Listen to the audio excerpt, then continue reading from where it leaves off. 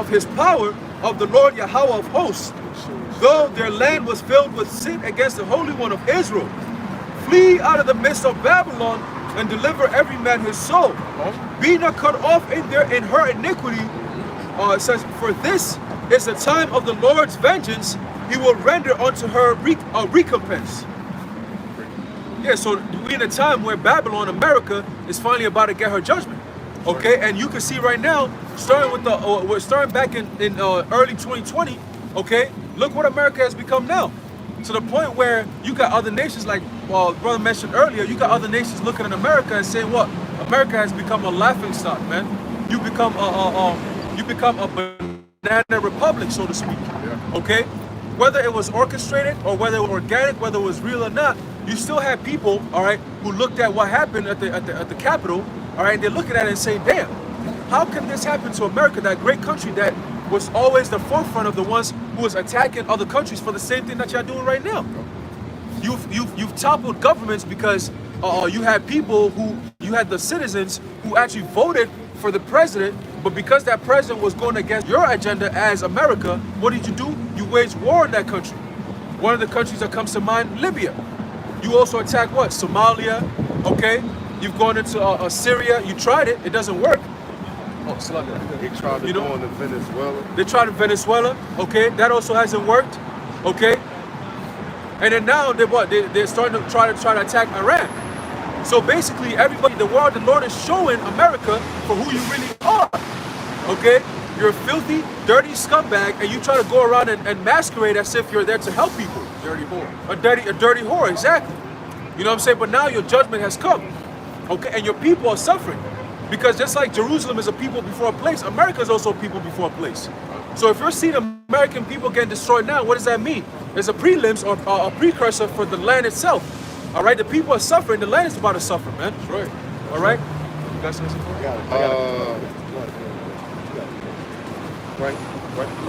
Nahum 3:5. Behold, I am against thee, said the Lord of hosts, and I will discover thy skirt upon thy face. I will show the nations thy nakedness and the kingdoms thy shame. And that's exactly what we see going on. Yeah, same thing the elder just said. Habakkuk chapter 2, verse 16. I'm gonna start at 15. It says, woe unto him that giveth his neighbor drink, that putteth the bottle to him, and maketh him drunken also, that thou mayest look on their nakedness. Thou art filled with stains for glory. Drink thou also, and let thy foreskin be uncovered. The cup of the Lord's right hand shall be turned unto thee, and shameful spewing shall be upon thy glory. That's right. No, I got precepts to back up what you said. It's the book of Jeremiah, chapter 51, verse 7. It says, Babylon hath been a golden cup in the Lord's hand, that made all the earth drunken. The nations have drunken of her wine, therefore the nations are mad. Right, now, mad doesn't mean that they're going crazy, but that they're angry. Okay? Yeah, kind of just I got more. Oh, okay. Yeah. Going back to America about a drink of that cup. Okay? Continuing, and the elder just brought it out too. So it goes to show you that it's numerous amount of prophets who mention the same thing, which is the fate of America. All right, Babylon the Great. All right. Verse 8, Babylon is suddenly fallen and destroyed. Howl for her, take balm for her pain. If so be she may be healed. We would have healed Babylon, but she is not healed. Forsake her, and let us go everyone into his own country, for her judgment reacheth unto heaven, and is lifted up even to the skies. So that's what you see going on. You know, they're trying everything possible, but they're seeing that this place is not getting better. It's only getting worse. No matter how much stimulus packages, you try to bring out, no matter how much you increase it to, no matter what you try to do, this place is getting destroyed, and you can't heal it. You can't even slow it down. Okay? Continuing, verse 10. The Lord Yahawah hath brought forth out our righteousness. Come and let us declare in Zion the work of the Lord Yahawah, our power. And that's exactly what we're doing now. Okay, we're telling you that you are the children of the Most High, the Israelites. Stop calling yourselves so-called blacks, Latinos, Native Americans. Okay? If you believe on this word sincerely through the Spirit, you're an Israelite. You could be looking like a Chinese. Yeah, we come at the Moabites all the time, but you have Israelites who are also part of the elect who are in these other nations who are going to wake up in these last days. Okay, through this work, all right, through the YouTube, all right, and all these different social media platforms, all right, the Lord is gathering his elect from all four winds of the earth, like it tells you in Amos the 9th chapter. Okay, so yeah, we are proclaiming the righteousness of our nation Israel, okay, by giving you what? This truth. Okay, telling you the evil that's to come and the righteousness, the good that's to come for those who partake in the righteousness. You know? Perfect balance. That's right. The safe way. See? That's moving it. services. That's what we're doing. You know? Hey, but the prophets are moving services because we go from local and long distance. That's what the prophets do. You know, the word of the Lord, that's how it goes throughout the four corners of the earth. It's moving service because it goes, and then it performs service. All right? Mark you for destruction or it marks you for salvation. You know? And right now we prophesying, we chanting down Babylon because we are at the end of this place, man. The land that you see right now, very soon is going to be no more. The same way when the Allahayim formed it, they took the base elements, put it together, and then boom, the nuclear missiles is going to do the reverse of that. All right, the Lord is going to start to break down these different elements and separate them, and that's how it's going to go back to its base form. Okay. Verse 11 says, "Make bright the arrows, gather the shields." Now those arrows are representing those nuclear missiles. Okay. It says, "The Lord Yahawah hath raised up the spirit of the kings of the Medes, for his device is against Babylon to destroy it, because it is the vengeance of the Lord Yahawah, the vengeance of his temple.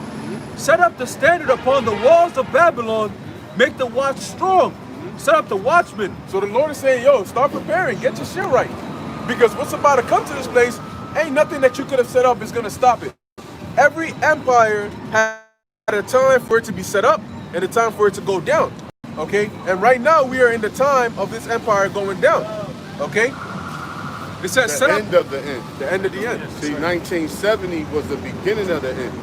When Bivens came out, you know, bringing the word out. You know, that was the Lord putting the word back into the truth. That was the beginning of Esau's end. But right now we at the end of Esau's end. You know, that's why I said he shall be loose a short season, man. You know. Continue, it says, "Set up the watchmen, prepare the ambushes, for the Lord Yahawah hath both devised and done that which he spake against the inhabitants of Babylon." All right? There you go, you got it. Yeah, because these prophets, not only did they see what was going to happen, but they also saw what did happen. All right? They saw the end of it, man.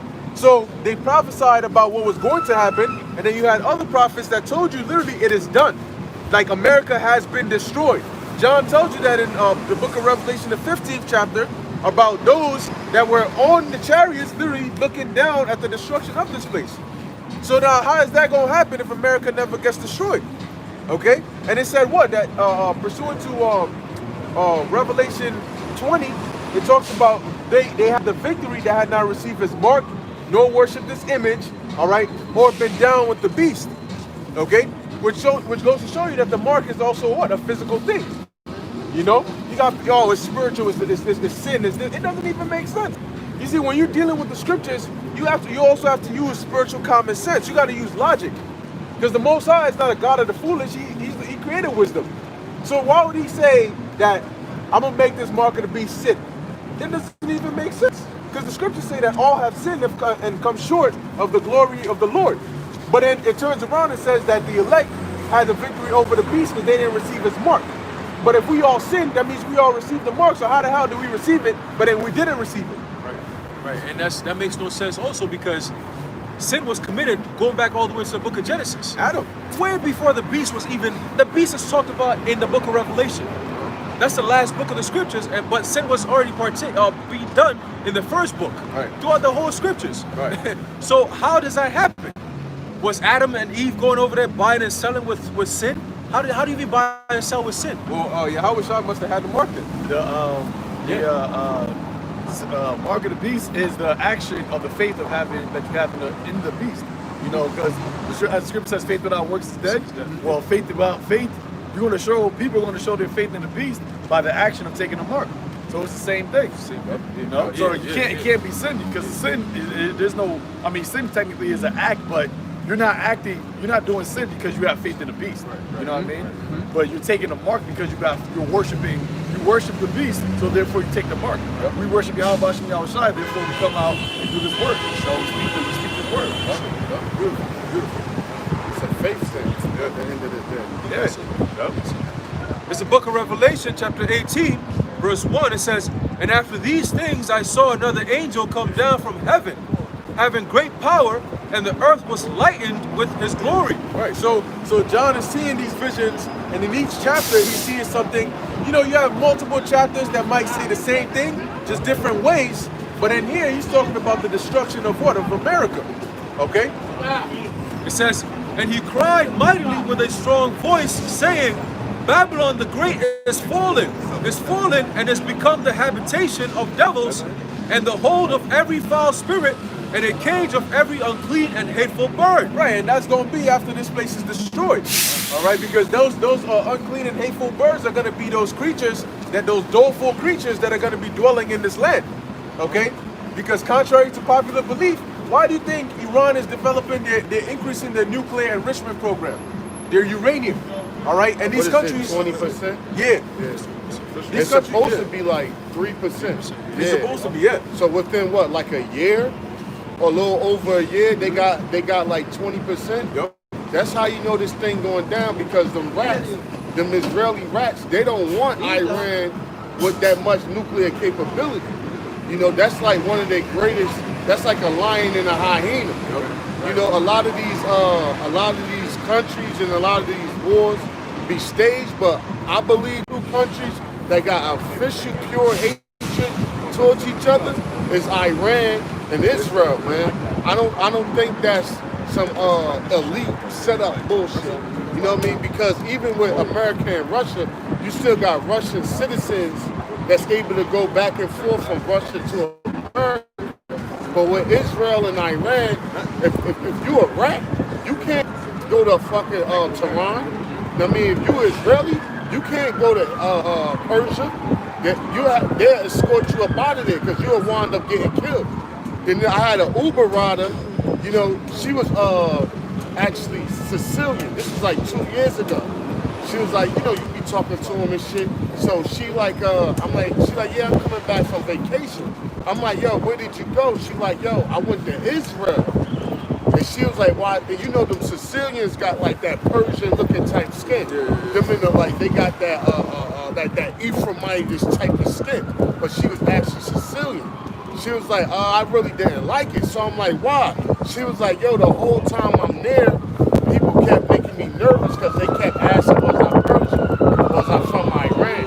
Because they ain't like they didn't want to be around me. Like she was like some type of sleeper cell or about to do some type of suicide bomb attack.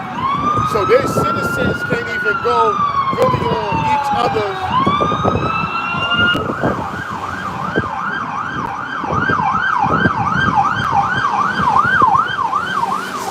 Citizens can't really go on like each other's turf without actually feeling like paranoid or threatened. So she said she don't think she'll ever go back to Israel because they kept asking her was she Persian, because she looked at like her skin complexion and everything looked at like a Iranian, you know. So that's that tension. Yeah, you know, even amongst the citizens, because you know the average citizens don't give a fuck. Yeah. Like you ask them how you feel about the Russians, they're like, fuck them. Like, I ain't got no problem with them. And, you know, I don't like the average American. They don't give a shit. You know what I'm saying? But when it comes down to the citizens feeling the same way as the politicians, you know that's like a deep hatred. Continuing. All right. Verse 3 says, "For all nations have drunk of the wine of the wrath of her fornication." All right, and that's why you see a lot of mirrors of Babylon around the whole world. Okay, at first, this the American way of dressing, I call it the Westernized way of doing things, was really only here. And you had a lot of countries that would look down on this place. You know, like they would look at America and say, you know what? Yeah, maybe everybody wants to go there, but a lot of the Eastern countries would look at this place like it was wicked. You know, they promoted too much whoredom and all these extra things. And you have places like India, right? A lot of them, they hold on strong to their customs of the ancient world. The way they dress, their women, the way they dance and all that extra stuff. But even them, all right, a lot of them are like, yo, if I can't do it here, I'm gonna just go to America, go get holed out, and I'm gonna come back here and then start spreading that cancer around. So now, maybe 10, 20 years ago, these countries would have been different, but hey, us, for example, when we go back to Ghana, we like, what the hell? It's like the same nigga shit that we're seeing in Babylon. You know? It's just with a Ghanaian twist. You know, and a little bit of accent here and there, but it's the same nigga shit. You're like, what the hell? You know? We say that all the time. We're gonna be like, yo, this shit looks just like New York. The highway, the street lights, the hotels. It's like the women act. yeah, everything. The way they even talk. It's like, bro, you leave New York, you leave Babylon so you can get a different vibe, and you come there, and Babylon is here too. You can't even escape Babylon. Welcome. You know, because the nations have drunken of her fornication, of the wrath of her fornication, because her fornication leads to what? Death. All right, ain't nothing. Netflix and all that shit. Yeah. So it's like they watch American TV. So I think the term is Westernization or Americanization, something like that.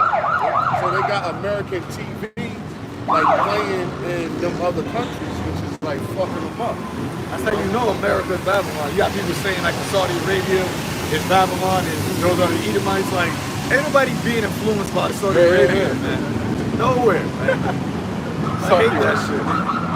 Yeah, like if that was the case, you see people actually dressing like that. You know? Right. Nobody got the turban. If you see people with a turban on, they stand out. You see them, they be, I know where you from. You know, but America is like you got people in China that's like Americans. They got their pants, they sag it, they got their shirt, whatever. They got the hat, the snapback.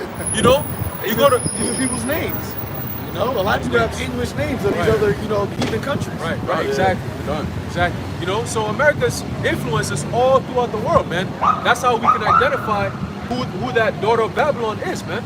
They use that petrodollar. Because just like in the ancient, during the time of the apostles, the disciples, they had English names. You know, Philip. What was that dude? Something from Simon from Cyrene. You know, they didn't have Moabite names or Japhite names because Rome was Bartholomew. They didn't have, you know, other nations' names. They had Greco-Roman names. Even Shadrach, Meshach, and Abednego. Yep. See, because when you are oppressed, you're gonna be taking on those names and those customs of your oppressor. Hey, Paul, Peter. Yeah. James, yeah, these all, John, James, all these, because when you go back to the Hasmonean dynasty, after a while, they started to adopt those Greek customs, and then that went into their names. You had like Jason, you know, and then all these different, they started to adopt those customs, and they started to name their names. So even somebody like John Hyrcanus, that's a Greek name. Yeah. You know? Hey, even in Greek, the name John in Greek is not even John in Greek, it's Giannis. I just discovered that out. But that goes to show you who was the dominant back then, because the Old Testament, New Testament, written in Greek. You know, and just now, the elder always says, pilots have to learn English. You know, they all have to learn English. A lot of things that you see written, it's always going to be in English first. Then it might be French, and it might be Chinese, something like that. But English is always in the forefront of products, you know, that you're buying. Even when you go to like Shanghai, you go like you see the stores. The stores will have an English name, and then underneath it, it'll have like the Chinese name first. You know, so that goes to show you that what country or what nation of people are the dominant on top right now. That's how we know we have to end, because Esau is the end of the world. You know, and Saudi Arabia is not. They're not playing a major role in the towards the end of this world right now, man. You know, even them, they got the oil. But guess what? The petrol, the dollar is the one that they got to trade it in. They're the ones that got the oil. They should be like, nah, you got to trade in our currency. But no. Well, you had Donald Trump went over there to Saudi Arabia, make them deals, X, Y, and Z. You know, renewed their union with OPEC. Yeah, they're OPEC. He said, we got this dollar. You gonna keep giving us your oil, we'll give you the dollars. Saudi Arabia ain't gonna be there and tell them what to do. They went to Saudi Arabia and told them what to do, man. So we know that the end, scripture says that the end is manifest, right? Yep. You know, you can find that scripture. Actually, I'll find it. It says the whole world wondered after the beast. Yeah. You know, so they all a part of this system. And like you said, the petrodollar was how they would basically get these nations to fornicate. You know, you gotta do it. You either do it in our money, or we gonna come and take that shit with force. You know, wickedness, man. See this? Look at that right there. But that just sort of show you that Israel, they what you said, they have not obtained what they seek for, man. Because that's what we all want, you know. And that's Jake wants justice because we have that righteous vibe, man. We want the justice, but you trying to get it from the adversary, man. You trying to get it from your enemy. That's exactly what I said. It's by the prophets. The word is right here. Yeah. This goes to show you how people are destroyed. All right, this is what the prophets of old all saw, and they wept because it was hard for them to see the top nation of the whole world being put in this type of predicament to the point where our people are pleading for justice. You can't get justice. That's why America's gonna get destroyed. That is the justice, man. No, but our people don't want that kind of justice. They want America to be a place where we could be one with our oppressor. It's never going to happen, man. It's never going to happen. The oppressor doesn't even want to be at league with you. You see, so all these protests that people keep doing, guess what? It's about to get nasty out here. It's about to get crazy out here. We're talking about the destruction of America. They got the troops ready. They got the troops ready to storm into these neighborhoods, man. Oh yeah, oh yeah. Are you prepared for that? Are you thinking about that? Inauguration, there's so-called inauguration that's coming. There's a reason why they're preparing for something heavy. There's going to be a lot of bloodshed, man. Whatever it is that they're planning, it's not going to be, it's never going to be the same after whatever it is that they're planning, man. Okay, we're talking about the levels of another 9/11 because they need something to kick in that New World Order. All right, and they're showing throughout the media and everything, they're showing it. All right, so protests like this, you ain't gonna get no justice. You ain't gonna get no justice for some shit like this, where they got the motorcycle, the cops directing traffic. It's basically like, all right, just keep making noise, make noise. It's just for a show, exactly. That's right. You know, ain't no change coming from this. How many times have people been protesting? Going back to Martin Luther King. That's right. Mad people died. A lot of people keep getting shot. And guess what? The cops keep getting off. That's right. That's why America's going to get destroyed because Scripture tells you that he that toucheth his people touches the apple of his eye. That's right. You know, you've touched the Lord's people, and there's going to be judgment for that. You want to know? Go ask ancient Rome. Go ask the ancient Egyptians. Anyone who came up against the Lord's people, they got destroyed, man. Right. And the same thing is going to happen here, but this time it's going to be one like never before. All right, and we're reading that right now in the book of Revelation. We won't get more of that. Precept Lamentations 4:17. Can I get a word in real quick? Can I get a word in? As for us, our eyes yet fell for our vain help, and our watching, we had watched for a nation that could not save us. We have watched for a nation that could not save us.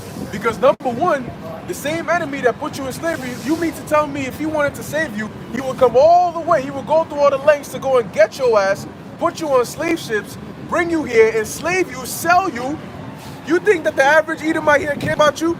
During the time of the Jim Crow eras, because it was not against the law to do what they did to you, every single one of them did it, man. The mailman, the judge, the police, the average citizen that walked around, they did that to you, man.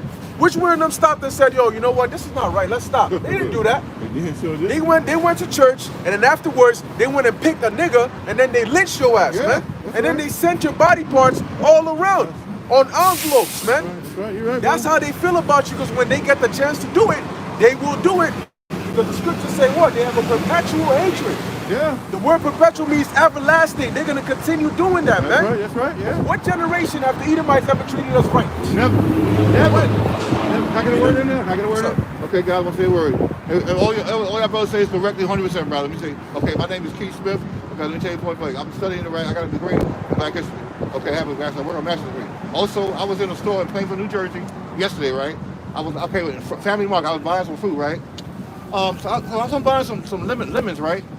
I turn around and look at them, right? Some fucking Puerto Rican bitches staring at me like I'm a steal. I said, whoa. I turn around, I should have put the shit down and left. But my dumb ass bought the shit. Let me tell you, I don't mean to curse. You know what? I'm looking right. I'm looking there, right? You know what? I'm putting stuff in, you know, the little package, the limits in my package. They both looking at you. I'm a fucking thief. I should have bought that shit. I would have spaced your black people. I should say, fuck you. I'm a black man. It's my own goddamn fucking money. I'm tired of this fucking bullshit. These fucking Puerto Ricans. Look at this fucking boy here, that mother here. I went there, right? I asked him, he was watching me, I'm stealing. I'm tired of these Puerto Ricans, they say, really steal. I live in Plainfield, New Jersey. Plainfield, New Jersey is a fucking racist Plainfield, New Jersey. The Puerto Ricans, they better. The Puerto Ricans, Plainfield, New Jersey, they racist dogs, man. They look at black people like we ain't shit. Keith Smith. Keith Smith. I don't care. That's Isaiah 11:13. That's Keith Smith, how I feel. I'm sorry. I'm Keith Smith. I'm backing up. That's how I feel. I'm sorry. That's how I feel. I'm sorry. I'm sorry. How about these white devils? Hey, we hear you, How about man. the Puerto Ricans? The Puerto Ricans, the white man, the Puerto Ricans in Plainfield. How about them? Come to Plainfield, Jersey right now. Let's get it. Come on. Let's get up Plainfield, Jersey right now. Elizabeth. The Puerto Rican girls won't speak to me. Puerto Ricans, they think I'm fucking. Hey, I'm a nice man. You know what? They look at me like I ain't shit. I don't bother nobody. Look at me. How do I look, guys? How do I look? Can I look clean to you guys? Take a look at me. I don't clean to you guys. Am I a rapist? Yeah, they look at me like I'm nothing. Hey, what about us? Do we look like rapists? I don't know. I think y'all. I love what y'all saying, brother. Yeah, but then very soon, do you know that the government is gonna formulate a plan against the men of the Lord? And can I say one thing else? I can say one final thing, guys. Now they talking about this shit happening on Wednesday. Let me tell you one thing. Ain't nothing gonna happen. Them Proud Boys ain't coming out for that mess. Let me tell you, where was the Proud Boys last week? I mean, last week, where was the Homeland Security at? Where were FBI last week when that shit going? You know why? They were white. And I heard on CNN, right? The governor, right? Washington said he waited to get a phone call. If there had been black folks, they would have killed us, man. Come on, man. Even Biden said that shit. In this world, the only way this world can end, only one way is the white world. You got to destroy the world. Only way this world, every side, the world got to be destroyed. This is a white, racist world. Just hold on. Okay, one last word. That what that Taylor said. What that Taylor say? I'm ready to go. I'm finished, y'all. That's the spirit. That's the spirit. I'm finished, y'all. We're gonna get you a quick verse because what you're experiencing is a curse. All right, there's a reason why we go through that. All right, because the Heavenly Father cursed for disobedience. Now, the Puerto Ricans, the so-called Puerto Ricans, they're actually a part of our people. All right, they don't like it. They won't speak to me. They won't speak to me. Why they hate me? But understand, because it's a curse. The Lord said that we would hate our brother. You understand? If you notice something, those Puerto Ricans were all enslaved just like us. Where? When the Europeans came to the Americas, the Puerto Ricans were part of the natives that they slew and they put in slavery. But check this out though. Why is it that they beef with us more than they beef with the oppressors who put them in slavery? Why? Because it's a curse. The Lord said he was going to create separations between us. One more question. Why in the world all these stores, right, they're owned by Spanish people all foreign? Why don't we own some? Look at all these stores. Everywhere, look. Come on, guys. Look everywhere. I'm sorry, brother. Why? The fish store, right? Everywhere we gonna give our money. Why? Why can't we have it? Look everywhere. Look. What the fuck is going on? You know why? It's part of the curses. You're an Israelite. This is what the Bible says. The children of Israel will be oppressed on all sides, including against their own people.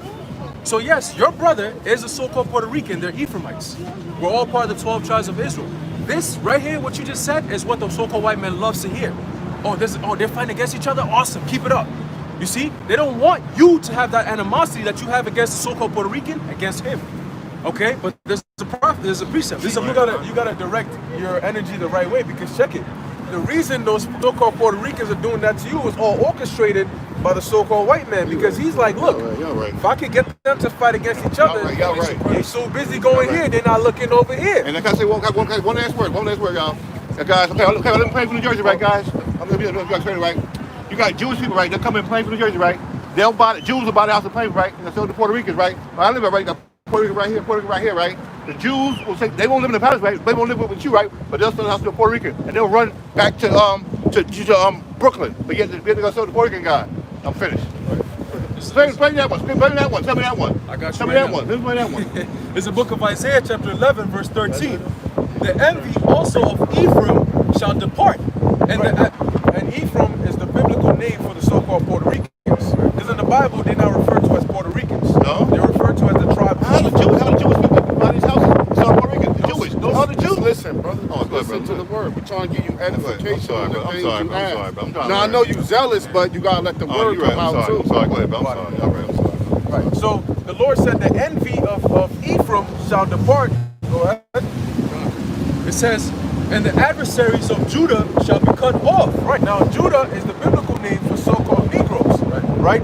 So there's a beefing going on in between, but the Lord said very soon that is going to stop. Right. Because while we're under punishment, that is a part of the punishment. You know, when you're a child and you do something bad, your father might whoop your ass, but he might also ground you. He might also take away your PlayStation. He might take away your phone. These are all punishments. So the Lord put us in slavery, but he also took our nationality away from us. He also caused us to beef with each other, baby mama drama, gang banging. Have you noticed that that's not happening in the Chinese community? It's not happening in the East Indian community. When you see that baby mama drama, child support, all that stuff, it's with us, right? Yeah, only with us. Slavery, with us, right? With us, yeah, with all us. we being on the bottom, with us, right? Only with us. You think that's by coincidence? It's not by coincidence. Why is it like that? Why is it like that? Because it's a curse. Oh, the elder has something, right? Yeah, this Deuteronomy 28 and 54. So that the man that is tender among you and very delicate, his eyes shall be evil towards his brother, and toward the wife of his bosom, and toward the remnant of his children, which he shall lead. Right, because in the ancient world, we were, look, man, I could go to the next land, and they would give me somewhere to stay overnight. But the Lord took that. He said, he that is tender among you, his eyes shall be evil towards his brother. So they're going to look at you, side-eyeing you, and every little thing, they're going to want to kill your ass over. I step on the brother's sneakers by accident. Oh, my fault. The next thing you know, I'm walking home and I get shot. You know what I mean? But here it is, a so-called white man comes, puts gang members and drug dealers in your community, kick your ass out, put you in slavery, but you're going to see him and say, oh, how you doing, massa? You see what I'm saying? So the Lord said what? Your eye is going to be evil towards your own brother. That is a curse, okay? And that was to us. It says then on to what? To your woman. That's why you got a lot of this drama going on between men and women. That's not happening anywhere else but us. Okay, here it is. The woman is cheating on the man with some dude at work. He comes and he catches dude, he kills the dude, he goes to jail, then the woman is scot-free. And I can say something right quick. In your experience with the Puerto Ricans, that's just from your personal experience. Because guess what? Another black man will do you worse than a Puerto Rican. Another black man, hey, you get caught out in the Bronx somewhere, it be your own black brother, so-called black brother, that'll rob you, beat you up, and stomp you out. That Puerto Rican, see, this brother, he's Dominican. That's holding the camera. That brother will show you love. So you can't really take those personal experiences, because our people got a hatred towards one another, period. You can't just take a personal experience, like somebody in LA might got jumped by some Mexicans. And he be like, oh man, Mexican haters, because he just going off his personal experience. But guess what? The same black, somebody just as dark as you, do worse to you than those other tribes would. So the main point is your personal, you can't take a personal experience and just say the Puerto Ricans, the Puerto Ricans, the Puerto Ricans. Because all the tribes is at conflict with, hold on, all the tribes is at conflict with each other, even tribe on tribe, not even different tribes, tribe on tribe. I got one question, right? Okay, this is a white guy, right? I was at work for 6 months, I had no money, right? So I started over the center, right? I started volunteering, right? This white guy wrote a letter to the place, right? I got a job. The white guy got me a job. The white guy trained me with computers, and the white guy's been the best friend of me. I had nothing for 6 months. I had nothing to eat. I had babies on to eat. This white guy got me a job. The white guy got me a job. The white guy, I have no money. He got me a job, man. The white guy. He taught me computers. Now that white guy's like a brother to me. You know what I'm saying? Now, a lot of black folks won't even help me. Answer that question. Answer that one for me. Answer that one. We're going to let the scriptures Let me answer. answer that one. Answer that one. I want to hear that one. Understand this. There's two explanations for that, right? One, you have Israelites that look like so-called white people. So you might have somebody that's actually your own brother, but he looks like a so-called white person, and he might sympathize with you and help you out. Then number two, you have your actual enemy, but you know why the so-called white man is called the devil? The word devil means deceiver. So the devil ain't gonna come up to you. Listen, he ain't gonna come up to you like this. I got red horns and I'm a devil, because you're gonna spot him right out. He's gonna come to you as your brother, Give me a minute. like a serpent. Give me a minute. The white guy got me a job. Hold on, the white guy got me a job, man. I had 6 months. I have no 6 months. I have nothing, man. The white guy got me a job. Took the computer now working, man. But the black people turned their back. The black people laid me off, man. The white guy got me a job, and he's orange. I took the job and laid me off. This white guy has been a brother to me. He got me a job, man. I had nothing. 6 months. I had a pot to piss in, man. Yeah, let me ask he you got this. me a job, man. Did you know that if you, the same job that the so-called white man gave you, if you were better than he is, do you think he'll put you above him and make more money than he Say is? it again. I like what you said, brother. If you did the same job, let's say y'all both doing computer jobs, and you're just way better than him, you just put that nigga to shame. You think he's gonna promote you over him? Hell and make no. more money No, than him? no. So there you go. Even though he's helping you, it's just helping you so you can help him at the end of the day. You're right. You're right. He right about that. Listen to the word right. He right. Listen to the word right. He right. And that same devil, he won't allow you to date his daughter. You know what I'm saying? So you'll see that, oh, he's not racist. Well, allow my son to date your daughter. That's a game changer. Right? This Proverbs 12 and 10. A righteous man regardeth the life of his beast, but the tender mercies of the wicked are cruel. Y'all right. That's it. I know how you treat me sometimes. You know what I mean? It's like you don't want to be around me sometimes. You know what I mean? Yep. I see what y'all saying. This You know, also, y'all right. Y'all right. You know what? Y'all see what I'm saying? He don't want me to go above him. He ain't gonna go for that. Y'all right. This Jeremiah, listen up, brother. This Jeremiah 8 and 11. For they have healed the hurt of the daughter of my people slightly. You hear that? For they have healed the hurt of the daughter of my people slightly, saying peace, peace when there was no peace. Meaning all the damage they did into us in history, the little things they doing, giving you a job like that, that's a slight heal. That's not even, that's like putting a Band-Aid on a damn 357 hole. Right. You know what I'm saying? So that's a slight, they have healed the, listen, brother. Jeremiah 8 and 11. For they have healed the hurt of the daughter of my people slightly, saying peace, peace, when there is no peace. Right. He don't care about me. Right. He don't care about me. Brother, he's right. He don't care about me. We're about to read a verse that I've been a fool. I've been stupid. Look, we're gonna show you why he did that, because he needs to gain your trust.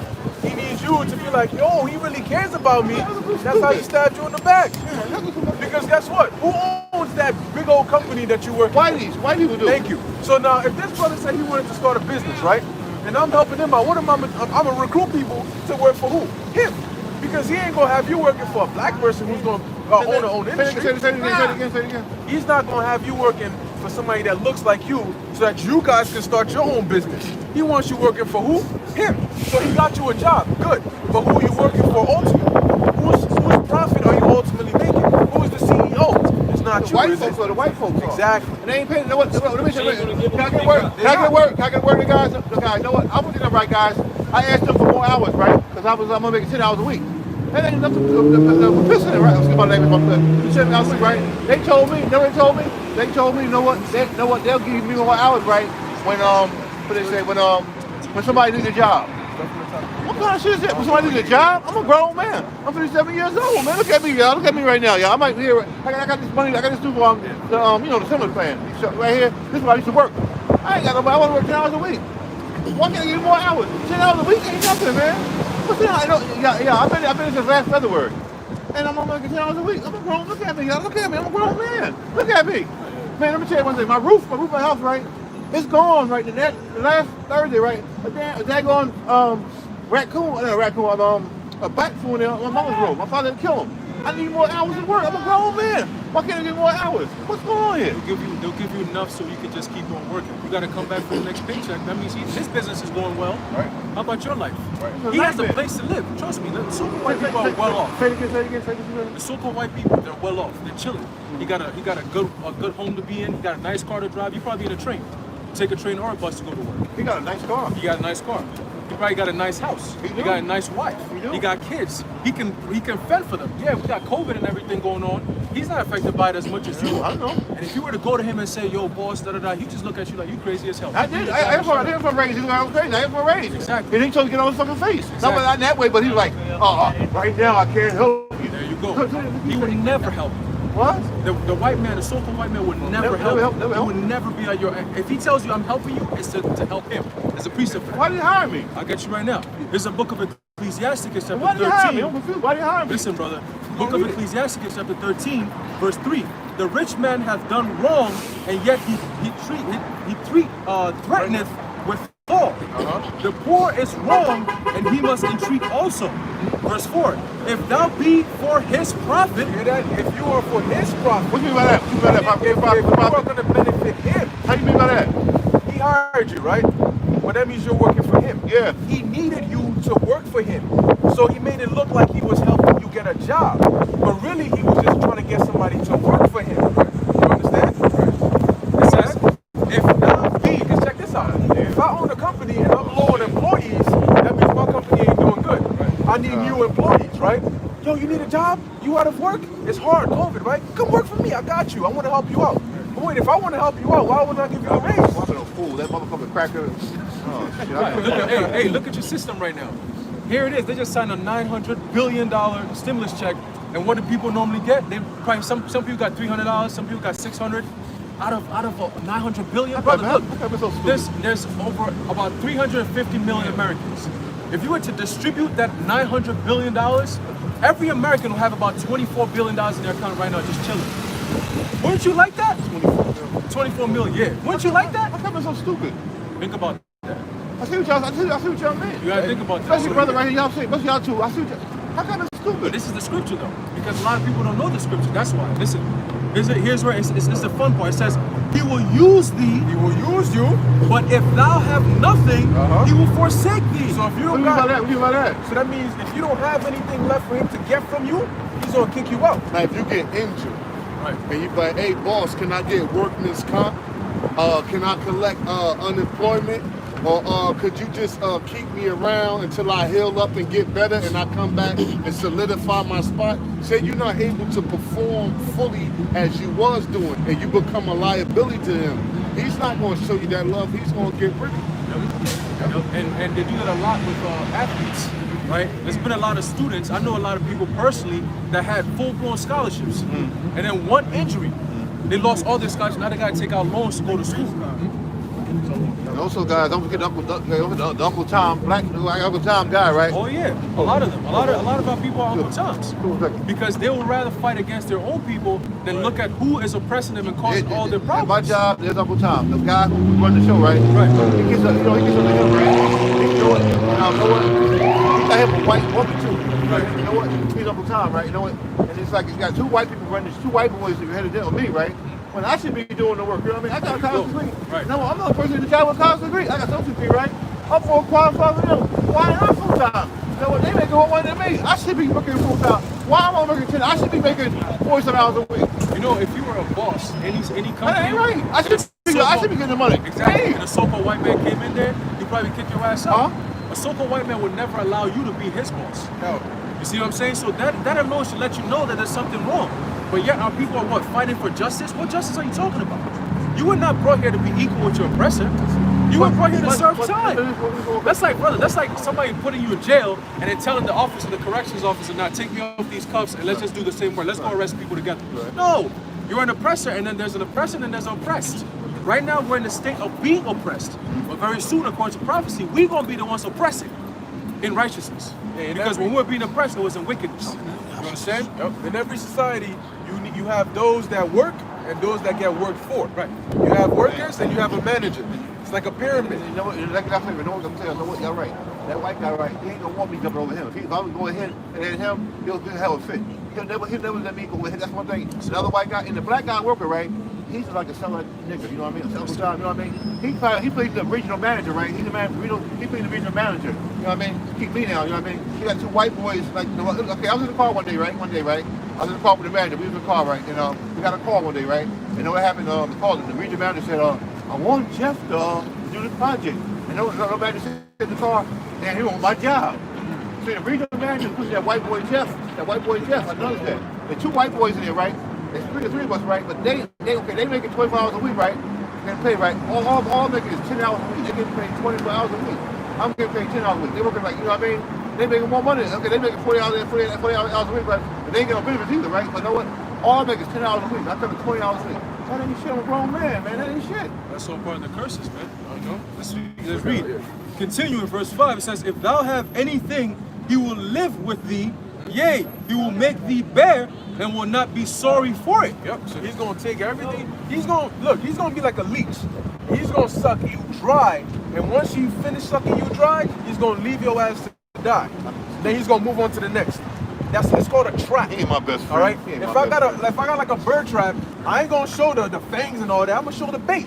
It's gonna look good. The bird's gonna be like, shit, he trying to feed me. He ain't my best And then right friend. when the bird gets up in there, boom, you get caught. He It's ain't a trap. he ain't my best friend. He's not. That cracker trying to outdo me. I see what y'all say. I see what y'all There say. you go. So He ain't my anything from best here friend. on out, That's you a gotta lie. understand. It's a damn lie. No matter how they're painting the picture, whether it's Biden, whether it's Kamala Harris, whether it's Trump, I've been- whoever it is, I've been never stupid. trust. That's what the scripture say. I'm Never glad trust that I video. came out here to y'all guys. You plan on taking that vaccine? Can't say that. I don't know, brother. I don't know. Oh, yeah, brother. the I vaccine. don't know what The y'all doing. I don't COVID, the know, COVID brother. vaccine. You Hey plan on brother, taking hey brother, all y'all tell me right now, brother, it's like in my mind, y'all telling the truth. Hey, And like I feel like a damn fool. Hey, I've been this white guy was this white guy don't give a fuck about me. And the job don't give a fuck about me either, man. I'm a grown man. My roof is all fucked up, right? My damn fucking bat coming on my roof. They give him more time. And the black guy, all he want to do is please master. He's good boy. Good boy. That's why he has a job, because he makes massive food. Good boy. He a good boy for master. He a good boy. I love you. You a good boy. You a good boy for master. He a good boy for master. Hold on, brother. I got you right That's the now. way it is. I'm sorry.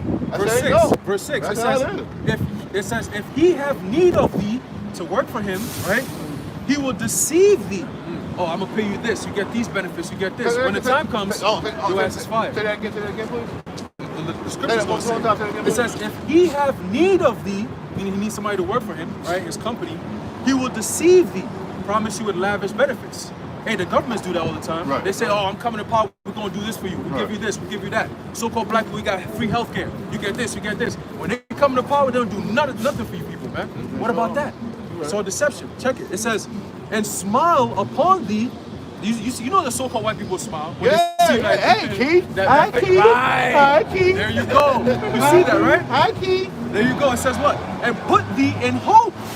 Oh, you think I can't wait to finish. I'm gonna retire. I'm gonna get these benefits. 501. What's not 501? What benefit? They don't benefit my job. 401k. What benefit? They don't benefit. All the benefits that they promise you. No benefits. There you go. Hey, don't make it seem like you're gonna get a promotion. Well, Hey, no. he might say, hey, keep it up, Keith. You might just get a promotion. Right. You ain't getting that. Right. He wants to give you that hope, like, Right. oh, I'm gonna get a promotion. Let me keep working. 5 years later, you're still in the same spot. You get a promotion, 10 cents. They gave me right now. They gave me I make $198 in 2 weeks. I think I'm making $202 every 2 weeks. Even when they promote you, Ain't they no promotion. don't. I Even make when they $12 ain't promote nothing. you, listen. Even when they promote you, a lot of times when you get promoted, you think the higher you get, the more money you get, and the easier your job is. Normally, but a lot of times with our people, when they promote them, they make them work harder. Case in point, that's when salary came in the game. They stopped paying people an hourly. They start you on an hourly wage, like $20 an hour, just for an example, right? Then after that hourly wage, as you start to climb up, they be like, yo, we paying this dude too much. So what we gonna do, we gonna put you on a salary. Now, normally when you get salary, you got you could call out and still get paid. You got these different benefits when you want a salary. But when you work a salary, it's no hourly payment. Right. So basically they can have you work from home. They can have you work on a weekend. They can have you stay late for work and you still not get paid because you on a salary. Like a lot of people in New York, they work almost 100 hours a week, but they get about what, 90? The devil here is, I'm gonna give you $90,000 a year. So you hear that like, oh shit, $90,000 a year, but you're not getting $90,000 a year at 40 hours per week. You getting $90,000 a year at 80 hours, 100 hours every 2 weeks, you know? 120 hours, 60 hours a week, 90 hours a week, not counting commute. You gotta stay late. You gotta work on a project from home. You gotta work on the train from your computer from home. You gotta come in on a weekend or do this or do that. Because when you work under a salary, it's no set time when you go home. They say, look, your ass is mine. So really you're not getting 90,000. You're really getting 45,000. Because if you work 2 jobs at 80 hours, at 40 hours a week, one job, 40 hours a week, another job, 2 separate jobs, that's 180,000 from 2 separate jobs. But this one job for that 190,000 is making you work 80 hours in 1 week. So you're losing out. But if people in their mind, they think, oh, I'm coming up because I'm working salary. Anytime you're on a salary under these big major corporations, you just like a slave. And they can just give you project after project after project and work after work. I ask these devils even their own people. I asked them, listen, when do you get off of work? They was like, sometimes whenever the job is over, it's no really set time you off. You got mothers working from home, they working on the train, they working at work, and you working on the weekend. Even if this is like doing emails, you are booked when it's salary. You know? Because if you was getting paid at an hourly wage, $45 an hour plus overtime, doing 100 hours a week, you going to eat, and the companies know that. So they like, look, we going to book this nigga at 90, we just going to hit him with the $90,000 a year. He going to think that's big money, but we going to work the living shit out of him. And that's how they get you. Damn. The taxes too. You know? Taxes. I know somebody, they made $100,000 last year or whatever. When they see me taxes after everything, because they showed the year to end date, they only took home like $60,000. Damn. Let me tell you a story too. Guys. I went down this way, right, Manning and the diplomat. I went down, guys. I went down there, right, guys. I bought a sweater for them, right? And guys, I'm only making like 10 hours. I'm only making like 10 hours. You know, making like $200 every 2 weeks, right? I went down there and bought all the sweaters with him, right? And you know what? Like, I went on my beans, right? So you know what? I had to give my brother loan me some money to pay bills. You know, because I went on my beans. I'm making like $200 a week. That's what I went to bed right the other week, right? It was raining, right, for a bag. He told me, no, you have a bag. You the Puerto Rican motherfucker down there, and listen, that bastard down there, that bastard. That Puerto Rican bastard, man, is a bastard down there. That bastard. And I never go to that place to get that Puerto Rican bastard. And you know what I'm talking about, Elizabeth? I boycott that motherfucker. Diplomat, Elizabeth, New Jersey, diplomat. That motherfucking angel was a fucking bastard. I said it right now, bastard. It's the book of Ecclesiastes, chapter 7, verse 7. It says, surely oppression maketh a wise man mad, and a gift destroyeth the heart. So you come in here, you received information that made you wise. It made you realize, hold up, this whole thing that I've been looking at thinking I'm in a good case, I'm actually in a bad case. My enemy is actually the so-called white man. He's the one oppressing me. I see. You see, so now we've been in that state for a minute. You know what? I didn't know, guys. I'm telling you, guys. I didn't know. Seriously, I'm being straight up, guys. Until I came over here, guys, I was praising Adam, thinking Adam's okay. Adam don't give a fuck about me. The John don't give a fuck about me. Let me tell you, I didn't know anything until I came here. The guy told me the real deal. I didn't know. And now, guys, I want to fuck out of this job. I want to leave this place now. Because you know what I mean? They don't care about me. Look, I'm making $10 a week, right? My roof is all fucked up. Damn bats are flying in my house. They don't care about me. Keith, I asked for a raise, right? They told me they can't get a raise. Hey, but you know what though? We about to get a precept real quick, because this ain't gonna be forever. You see, we over here, but we gonna do what you gonna do. We know what you're talking about. But we have hope, because the Most High sees all this. These people ain't gonna help you, man. They ain't help me. The Most High is the one who's gonna help us, man. They ain't help me out here. I don't back them, don't like them. Women don't talk about it. Our job is to have hope in the Most High and trust that He's gonna come and make it right for us. So let's read this real quick, and that's one question. Hold on. Let the word come out. That starts first and foremost by obeying this. All right, go ahead. It's the book of Micah, chapter 2, verse 10. Arise ye and depart, for this is not your rest. So what the Lord is saying through Micah is arise and depart. Now that doesn't mean get up and leave America, but it means to depart from this place mentally and spiritually. A lot of our people are invested in this place. They're imbued with the corruption of this place. But understand that it was that same attitude that got us in this mess. So just common sense means if I step here and I get burnt, I'm gonna step back so I don't get burnt. So if I do this and I get hurt, I'm gonna undo it so I don't get hurt. So how do we get up in slavery? We disobey the Lord. So how do we get out of slavery? We obey the Lord. You see what I'm saying? Okay. So arising and departing means we come back to our heritage. We're not calling ourselves black anymore. Because what does black mean? Would you call yourself a so-called black man? No, I would. We'll sit together. But they will call you a black man, right? We'll sit What together. color is your jacket? Black. What color is your skin? Brown. I don't think brown. Thank you. So why are they calling you black? I don't know why. It doesn't make sense. The whitey. You know what black means? Death. Void of light. I It's an you're energy right. that they put on you. You're right. So you calling yourself a dead person and you walking around black power. What power is there in death? And then you wonder why you're still on the bottom. Scriptures refer to us as Israelites, the chosen people of God. But why don't they teach us that in school? Why they teach us that we're Negroes? That we're nothing better than just a bunch of niggas and snakes on the bottom. We got to come back to our heritage, man. It's the book of Hosea, chapter 4, verse 6. My people are destroyed for lack of knowledge. So our people walking around, they don't even know that they're sons of God. They don't know that we're the God's chosen people because they were never taught. So you're destroyed for lack of knowledge, meaning you don't have access to that knowledge. Go ahead. Because thou hast rejected knowledge. Because you rejected knowledge, because majority of these people walking right now, what we giving them is knowledge, but they rejecting it. I know. Which one of them are coming up like you and saying, yo, what you guys talking about?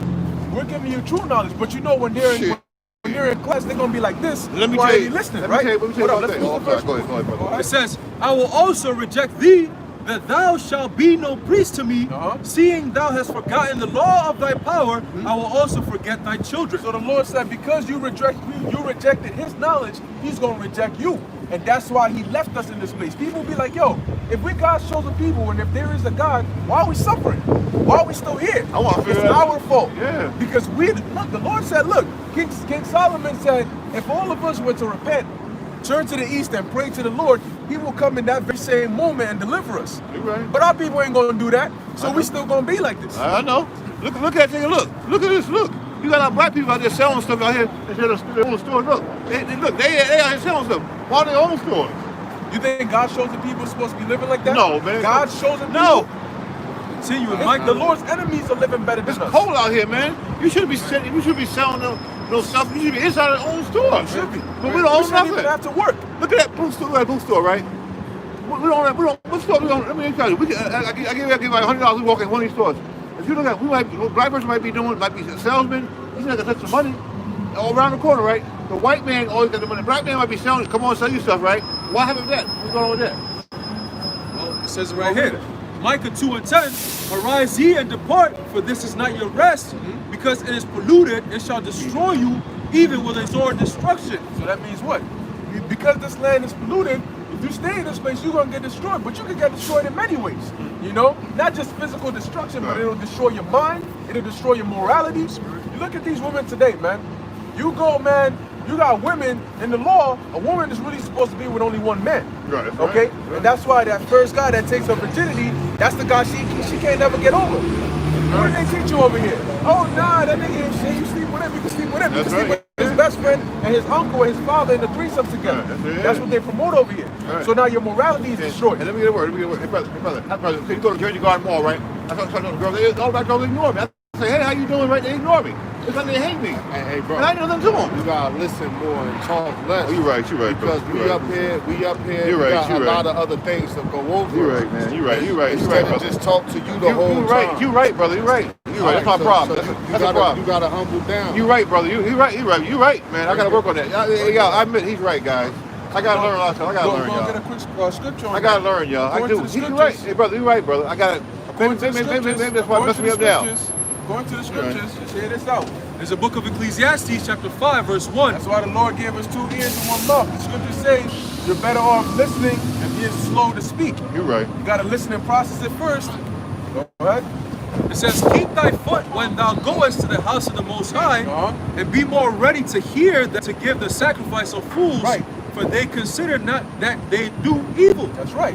So be more ready to hear, all right? Because what we teaching right here, you don't know what we about to teach you right here. I hear you. You know, Right. we're not, Y'all we're right, imparting it onto you. Y'all right. You know? Y'all right. Verse 2. I don't know why I'm doing Be this. not rash with thy mouth, You're right. and let not thine heart be hasty to utter anything before the Most High, for the Most High is in heaven, and thou upon earth. Therefore let thy words be few. Let thy words be few, because as of right now, whether you see it or not, the Most High's presence is here. The scriptures say where 2 or 3 are gathered, there I am in the midst. So you don't want to come before the Lord and you just da-da-da-da-da-da. You're right. You know? All right. All right. What you got? I apologize. Y'all got to excuse me, guys. I'm trying to learn. okay. You know, the white man got me. You know, white man a fool me. You know, come It's on, okay. y'all. There's a book of Isaiah, chapter 1, verse 3. It says, the ox knoweth his owner, and the ass his master's crib. Right, because an ox, all right, knows his owner.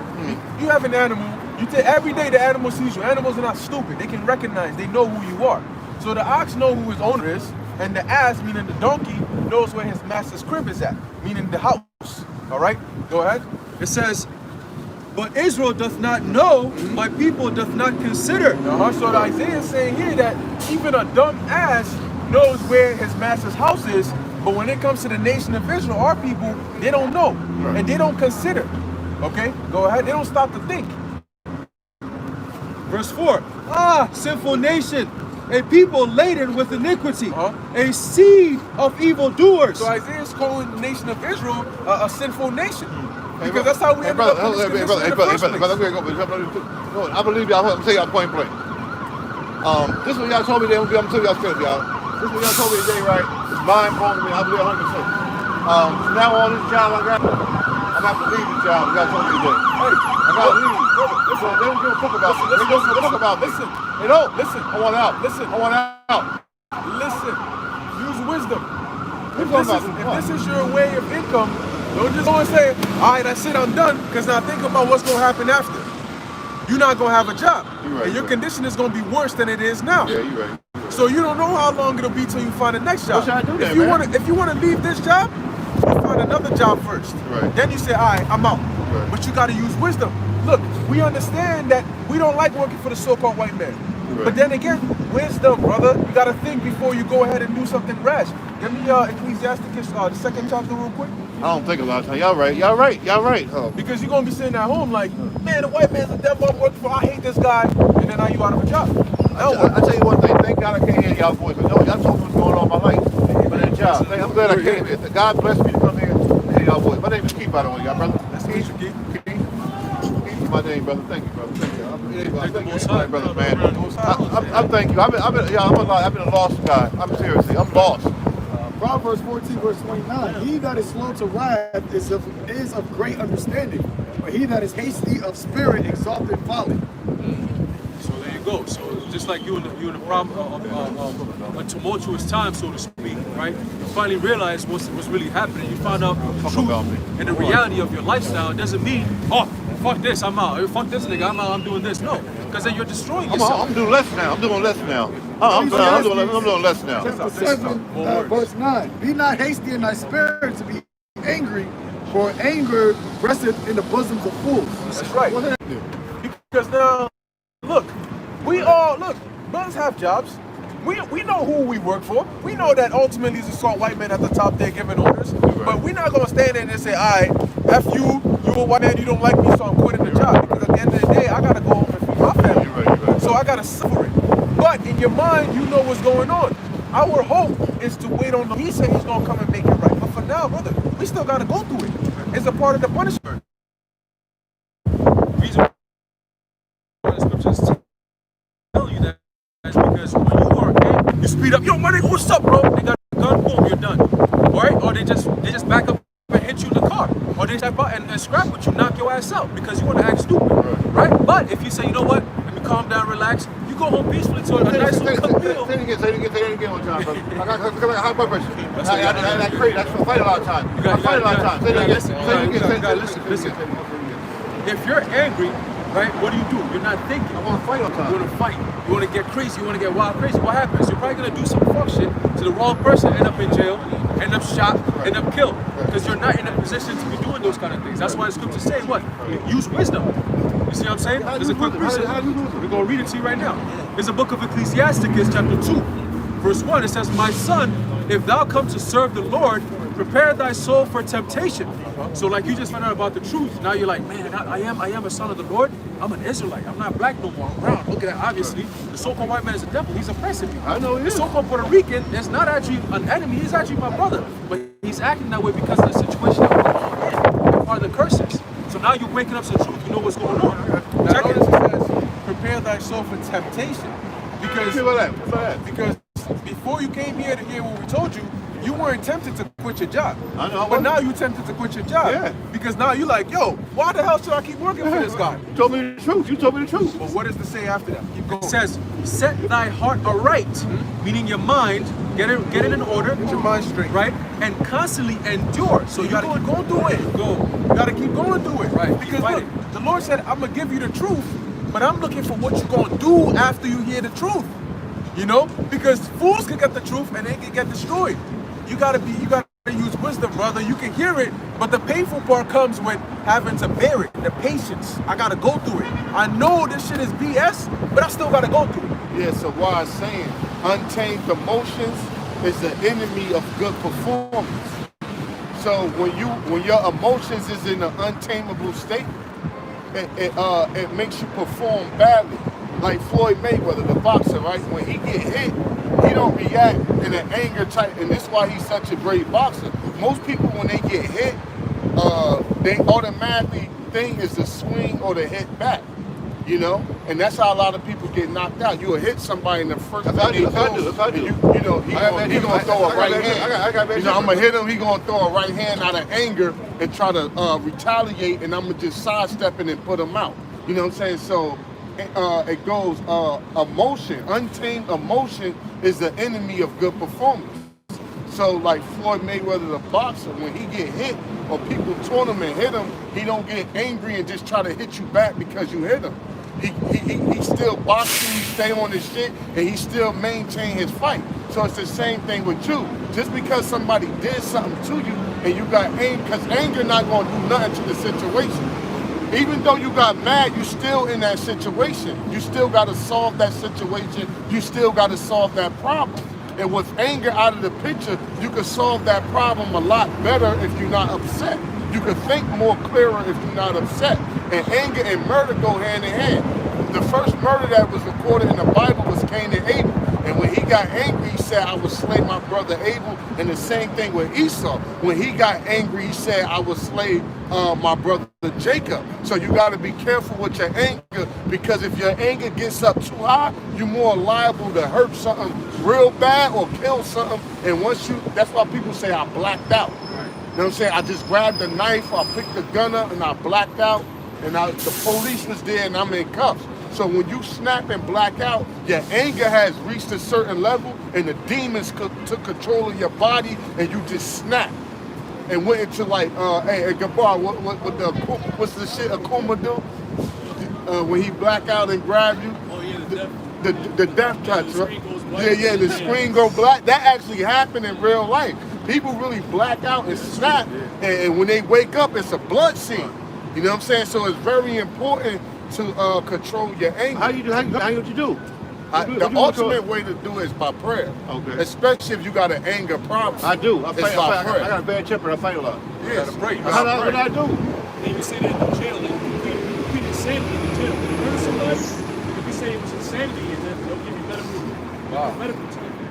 So if you kill somebody and say insanity and they can prove it, then you won't do as time as if you just regularly kill somebody.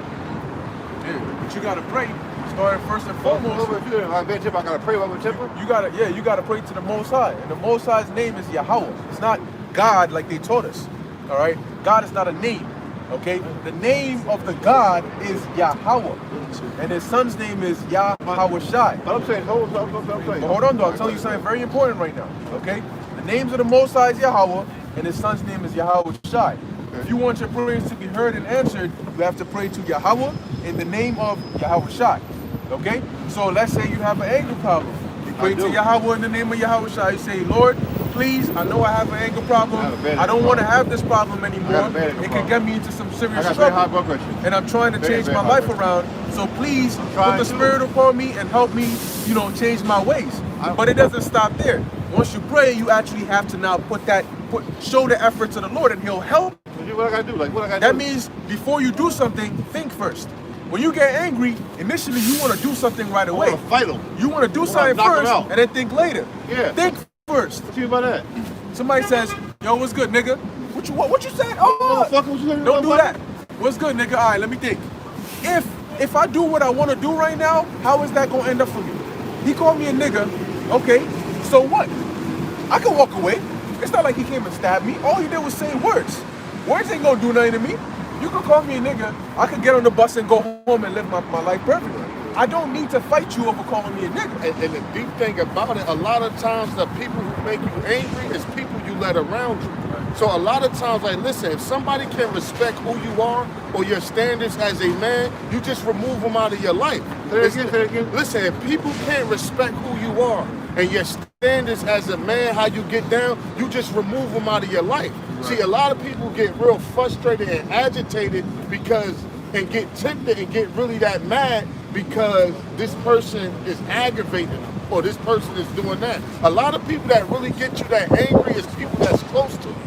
And if you tell them something, listen, don't do that, listen, respect me, I don't get down like that, and they can't respect that, just cut them off. You don't gotta like a pit bull.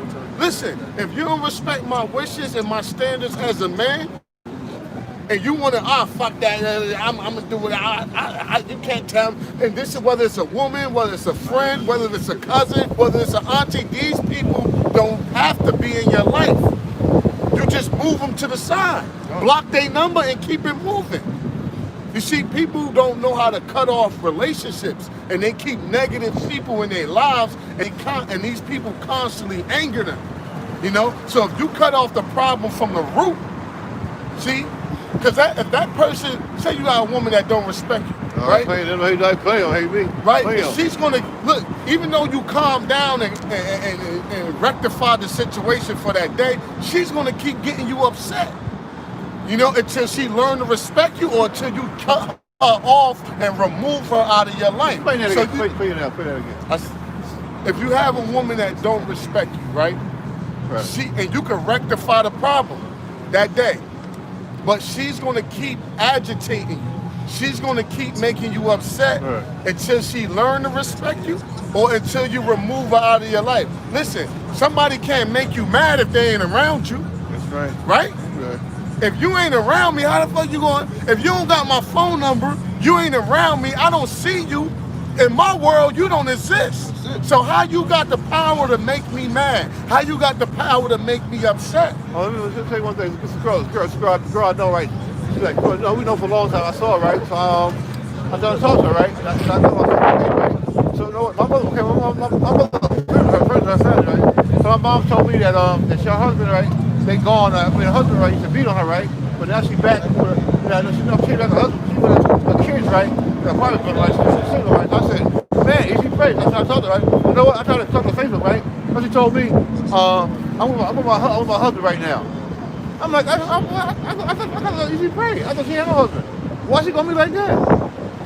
Listen, the main point, though, brother, if somebody, hey, say you go around your cousin and you tell him, look, don't sit on my car. You're like, man, fuck that, man. I remember when you had a hoopty. He sit on your car anyway. You don't have to fight him. You don't have to argue with him. You be like, listen, in the next hour or two, when I leave, it's the last time this nigga can see me. You let him sit on your car. You be like, all right, he ain't gonna damage or dent it, but if he's not, you be like, hey, bro, don't sit on my car. And he wanna sit on your car anyway, he's not hurting my car, really. It's just a small thing I asked, but he don't respect my wishes. So you tell him, listen, man, you gotta listen. You remove that person out of your life, and that you cut him off. And that's the end of that problem. Oh yeah? Leave him alone. That's what you're telling me. Leave him alone, right? Take him off Facebook page. Leave him alone. Take them off your Facebook, put their number on block them off. And if you see him again, hey man, what's going on, this and that. You know, you can either keep it cordial or you can tell them, listen, you don't respect things I do, you don't respect my beliefs, you don't respect what I'm into. So you're saying get rid of her? So I don't fuck with you no more. Get rid of the name right now. Get rid of her right now. Yeah, get rid of them. You're saying get rid of the name right now. Okay, I'm doing it right now. No. Listen, use wisdom. You told me get rid of it. You told me. No. See, you use wisdom. Listen, what is this? If you live there, you need to call her to get in. You don't want to get rid of her. No, the girl. Hey, listen, I'm confused, brother, man. use wisdom. I'm confused You can't now. take what I'm saying with a grain of salt. I'm confused now. Listen, brother, everything has a balance. I'm confused. You said, man, the girl. You told me the girl. If she's that bad and causing havoc to your life. No, she ain't bad. I was like her. I'm gonna get with her, right? Okay, what's the story of the girl? Okay, she's a family friend, right? Okay. I kind of like her, right? I want to get with her, right? Okay. I called her on Facebook, right? I was like, hey, I want to get with you. Let me take you out. But you know what? Her ex-boyfriend, right? Used to beat on her, right? And now she's back. She got an apartment, right? Her ex-boyfriend down in Pennsylvania, right? Now she by herself. I think she by herself, right? And I'm sorry. But know what? The boyfriend, right? Is back down there, right? So I'm trying to talk to her on Facebook. I told her, like, let me go. Just told me I'm married. I don't want to get with you. I'm married. Okay, so leave her alone. That's it, leave her alone. There's many other girls out there. Don't bother, leave her alone. Don't bother. I mean, sometimes it's not easy, you know, it hurts, but leave her alone. Do your own thing. Because sometimes the Most High might have that happen so you don't get with her. Because maybe you might get with her, and then her ex might get back in the picture, and he might get mad at you and try to hurt you. Or he might come there while you there. And that could be a bad situation. Right, brother. You know? I ain't thinking that. It's the book of Proverbs chapter 16 verse 32. It says, he that is slow to anger is better than the mighty. So he that is slow to anger is better than the mighty. I could be strong as hell, but if I'm not smart up here, it doesn't matter. Brains over brawn. Because if I can outsmart you, I can defeat you. Look at David and Goliath. Goliath was a mighty ass warrior. David, a little old boy, but he still defeated him. You gotta use wisdom. The scriptures say, I forgot exactly how it said it, but it talks about a wise man is stronger than a fenced city or something like that. All right, because it's how you outsmart your opponent, man. Hey, there's been a bunch. Mayweather, for example, right? Like the elder was giving an example. When he gave the example of impulse, when you get hit impulsively, you want to hit back. He studied that. So if you notice when Mayweather throws a punch, initially he ducks back because he knows what's coming right after. This person's gonna throw a punch right after. So I'm gonna throw it, I'm gonna duck back, and I'm gonna hit him. I'm gonna hit his ass right back. You know, and then he's gonna get more frustrated, and he's gonna start losing his cool. And then I got his ass. You gotta think ahead. 3 steps, 5 steps, 10 steps ahead. If I do this, what are all the possible things that could happen? Do I want to deal with that and that can happen? Okay, so let me not do that. If I do this, what can happen? That's how you plan before you move. Right. If you just jump into some shit and you don't anticipate something, you could get hurt. Right. So it says he that is slow to anger, because when you get angry, all you're thinking about is, I want to hurt somebody. Yeah, you're right, brother. Hey, I used to be like that. You can ask him. I used to get angry and black out, and I throw punches everywhere, man. You know, I used to get angry. I was hot-headed. But you know what happens when you get angry and you're hot-headed? You do things that you cannot undo, and then you regret it. You also get beat up too. And you get beat up too. So you want to make sure that you're level-headed. All right, even in the fight, you lose a fight before it even starts if you lose it up here. If you notice, when you're in a fight, if your opponent is smart, he tries to get in your head and get you angry. So he'll start shit-talking. Yo, that's why I hit your girl last night. Or this or that. Because you get angry, you be like, what? Then you throw some loose punch and you get knocked out. Yeah, or if you go square up the fight, but you like, all right, let's fight then. What's up, nigga? Let's fight. You not really, you gotta be more some shit like, all right, you wanna fight? But you mad as hell too, but you gotta be like, all right, we gonna fight. And you take your shit off and you fight. But if you more like, fuck that, let's see me there, let's get it in. You more like, you know what I'm saying? And you can actually win the fight, but you more like, in your punches, you put in so much in it because you mad. You can throw a hook, but your hooks is like, because you mad and you losing, and if every hook you miss, every punch you miss, you losing hella energy. And if you ain't in shape fighting like that, you in shape fighting like that, it's over, man. You don't do as mad as you. Like case in point, what's that Rocky movie? Rocky 3, when he fought Mr. T. Mr. T beat him the first time, but when his name was Clubber Lane. But when Rocky came back and fought him the second time, Rocky tired them out. Because Mr. T, he kept throwing them fucking haymakers out of emotion. I want you, Bob Wawa. I'm coming for you. You know, and by the 5th round, he was tired. I get you, brother. You know, so your punches even drain more energy if you throwing them with too much emotion behind it. That's why I said, untamed emotion is the enemy of good performance, man. I tell you, let me tell you one thing, guys. The best thing about life today, guys, is come by hearing y'all talk. So I'll tell you like it was, guys. Before I came here, guys, I was like another world, you know what I mean? Look how I'm doing Adam, right? Guys, let me tell you one thing. Can I tell you one thing? Okay, guys, I was in this store, right? This bank I work at. I mean, the bank, you know, bank I'm gonna give my money to. I went and get this girl a Valentine card one time. Then I came back, right, to go to the bank, right? She was hiding from me, right? Hiding from me. I looked there, right? I don't know. I got embarrassed. I cursed her out, right? And then the Puerto guy got embarrassed. He said, "What are you doing? I want to fight him, right?" You know what I mean? That's what happened. See, that wasn't a good. You could have avoided that. I don't know. You didn't have to curse her out. But she did wrong, man. She was hiding from me, man. She was hiding from me. She was hiding from you. Yeah. So you cursed her out. Yeah. Why? Because I get a card, man. She be hiding like that. But so what? You put your expectations. And see, one thing about expectations, the more expectations you put into somebody, when they disappoint you, the more upset you will be. So you gotta learn to stop putting high expectations in people until they earn your trust. So when you got this person going through this, I know they gonna come through, and they don't come through, you're gonna be very upset because you put all these expectations into this person doing that. So when you got low expectations, when somebody lets you down, it won't affect you as much. But when you got high expectations, oh, this my boy, I know he got me, I know he gonna do this, and he don't do it, it's a chance you be very upset. I got been a fool. Hey, we were all there at one point. Yeah, but Paul said, what? You got to be fools to become wise. You know? So, you got something? Just quick, just to back up what the elder just said. Because look, this is the importance of the scriptures. Everything we learned that we telling you here, majority came from the scriptures. You know? Everything. So let's read that. It's a book of Ecclesiastes, chapter 6, verse 7. It says, if thou wouldest get a friend, prove him first, and be not hasty to credit him. So going back to what the elder said about how you get disappointed very easily when you put so much trust and so much expectation on somebody. Because when they disappoint you or they don't come through, you're gonna be hurt. You're gonna be hurt. I want to fight word down. Exactly. I want to beat his ass. Right, but you gotta prove him first. I can win the jail because they know they're not copying it, right? For some reason, the cop wasn't there. I can win the jail for that, man. Hey, right here, it's a book of 1 Corinthians chapter 9, verse 24. Know ye not, it says, know ye not that they which run in a race run all, but one receiveth the prize? Right, so in a regular race, it's a race, everybody runs and one person wins. It says, so run that ye may obtain. It says, so run that ye may obtain.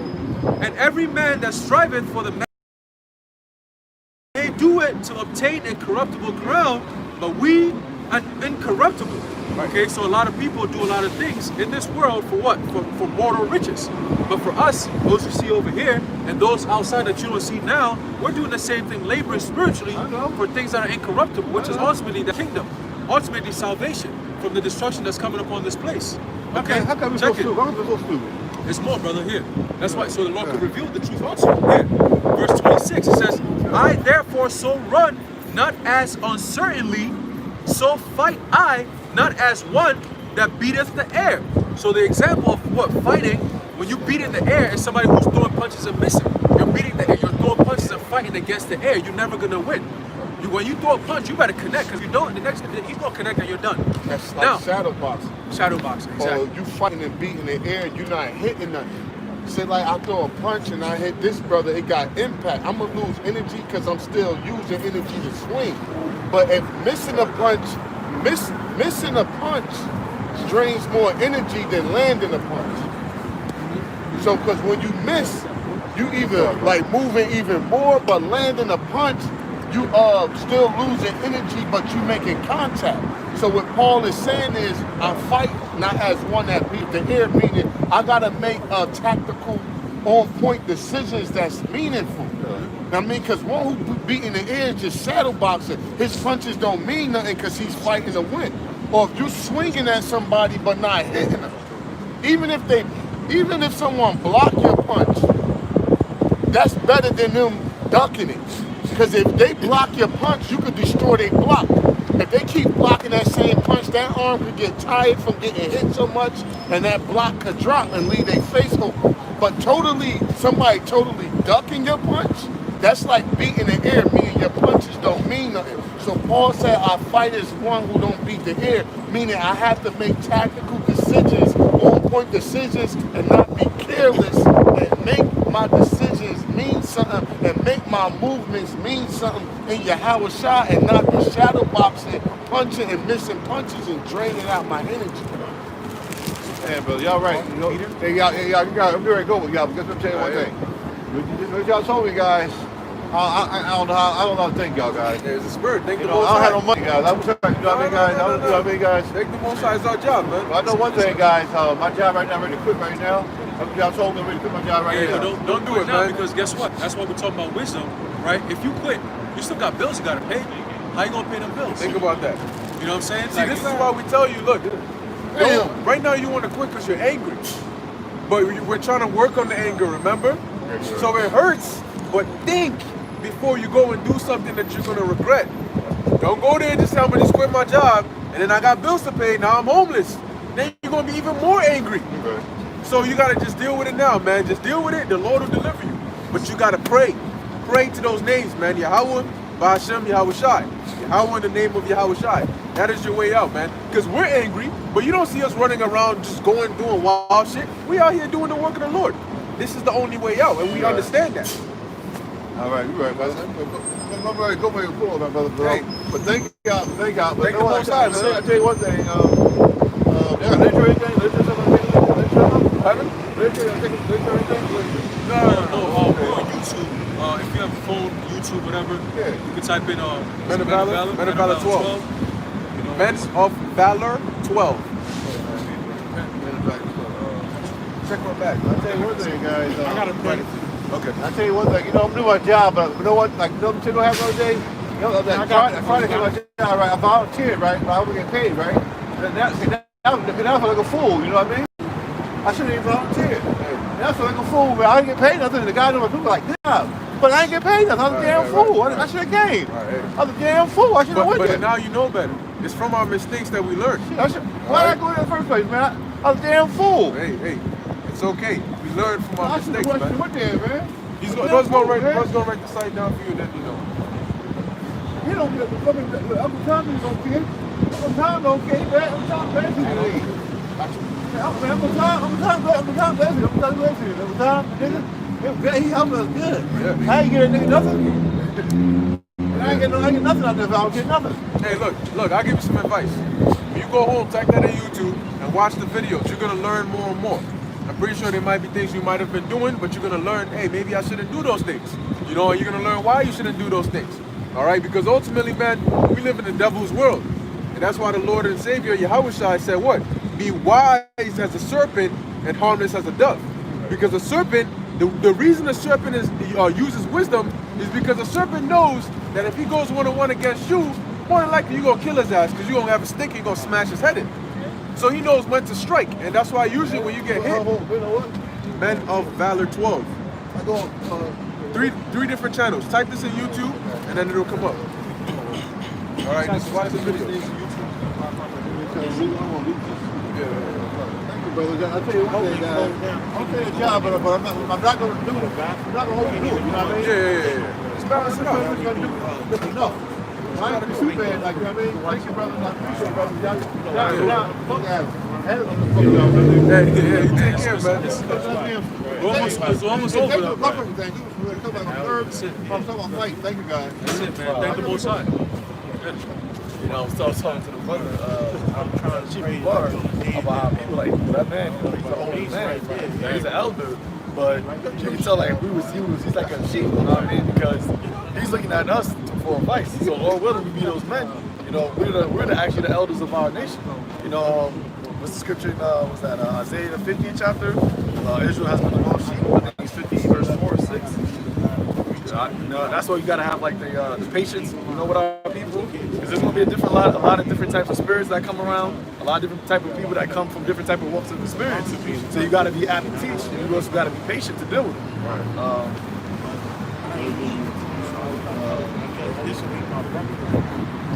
No, so now Isaiah, Jeremiah, yeah, Jeremiah 50. Yeah, man. So hey, just like that, like the elder was just saying, you gotta have patience. You know, because the same way he was, that's how we were before the Lord. You know, hey, the scriptures say that before the Lord gave us those laws, we were as beasts before the sight of the Lord. You know, so if the Lord wasn't long-suffering and merciful, hey, he probably would have just looked at us as, why the hell should I even help you out? You know, think about our flaws. Everybody has flaws, you know, just in different ways, man. Okay, now that individual, if he's of the elect, the Lord can clean him up, and in the kingdom, you wouldn't even recognize us. That was him. You know, he's going to speak in nice, slow, complete, different. Hey, even before that, you know, that's why, you know, the spiritual power is going to be also needed too. Because imagine dealing with 50 people that was just like that. You know what I mean? You're going to have that spiritual power to be able to, you know, control their spirits, man. Control whatever demon, you know, cast these demons out of them, and so give them like a clarity of mind and having the ability to, you know, be humble. Well, he was humble, but he was also, you know, talking a lot.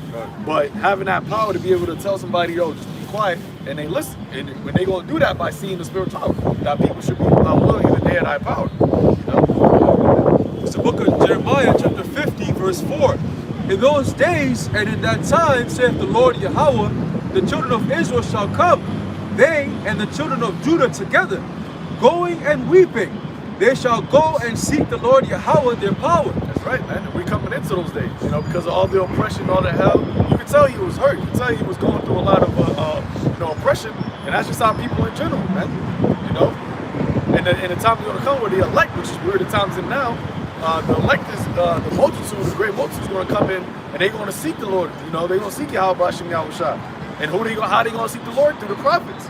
You know, that's why the Lord got the prophets out here, you know, getting this, you know, having this wisdom and knowledge, understanding, so we can give it to our people. Right? Verse 5. They shall ask the way of Zion with their faces thitherward, saying, Come, and let us join ourselves to the Lord in a perpetual covenant that shall not be forgotten. Verse 6. My people have been lost sheep. Their shepherds have caused them to go astray. And what did he say? He's like, you guys were teaching me so much. I haven't learned, you know, I learned so much from you people. And he, like I said, he was probably in his 50s, late 50s, whatever. But the words out, the little bit of time that he was here, he learned so much. Because of the shepherds, the people that he was learning from wasn't really teaching him the things that was necessary in order for him to survive, man. You know, in his day-to-day and spiritually. So that's why, and our people are lost sheep. Because they're going to colleges, they're going to, you know, these churches, you know, they're being wise in their own conceits. They're not going seeking after YAHAWASHI, YAHAWASHI. So their wisdom that they think is foolishness. That's why the Lord said what? That the foolishness of the world, the wisdom of this world is foolishness to the Most High. It says, they have turned them away on the mountains. They have gone from mountain to hill. They have forgotten their resting place. Going from mountain to hill, going to jobs, going to trusting in governments, trusting in, you know, a teacher, a professor. You know, they're going everywhere seeking for knowledge, but they forgot the true resting place. You know, and that's why you got Jake so bugged out. Jake, once again, Israel have not obtained what they're seeking for. They're seeking for what? Rest. They're seeking for peace. They're seeking for, they came over here justice. But they're going everywhere else, everywhere trying to search for this, but it's only in one place, man. Jeremiah 3:23. You know, they're going everywhere except where it's supposed to be going to seek for what you need, which is what? All in YAHAWASHI, YAHAWASHI, man. Everything that you need, everything that you desire, everything that you want, is all in the Lord. You know, I was listening to the brothers like, you know, Eve, the devil, Esau, the son of such a deceiver, in the garden. He came to Eve and told her something was better than paradise. Like, that's how much of a devil this devil is. That such a deceiver that he tricked Eve into thinking that there was something better than paradise. And now people, to this day, still have this mentality, man. They think that there's something better than the truth. There's nothing better than this truth, man. There's nothing better than this wisdom, knowledge, and understanding. But because they don't see, they don't have the patience, they don't have the faith, you know, because a lot of our people, what did YAHAWASHI told Thomas? Well, because you have seen, then you believe. A lot of our people have that mentality, man. They got to see it to believe it, but that's not faith. The thing, the number one thing, well, Hebrews 11, it says what? Without faith, it's impossible to please the Most High. And a lot of our people, they don't have faith, so a lot of our people, they're not pleasing unto the Most High, man. That's why a lot of people are going to perish. Hebrews 11:1. Now faith is the substance of things hoped for, the evidence of things not seen. And this is why this is not attractive to the masses of people, because they don't see the fruit of what we're doing.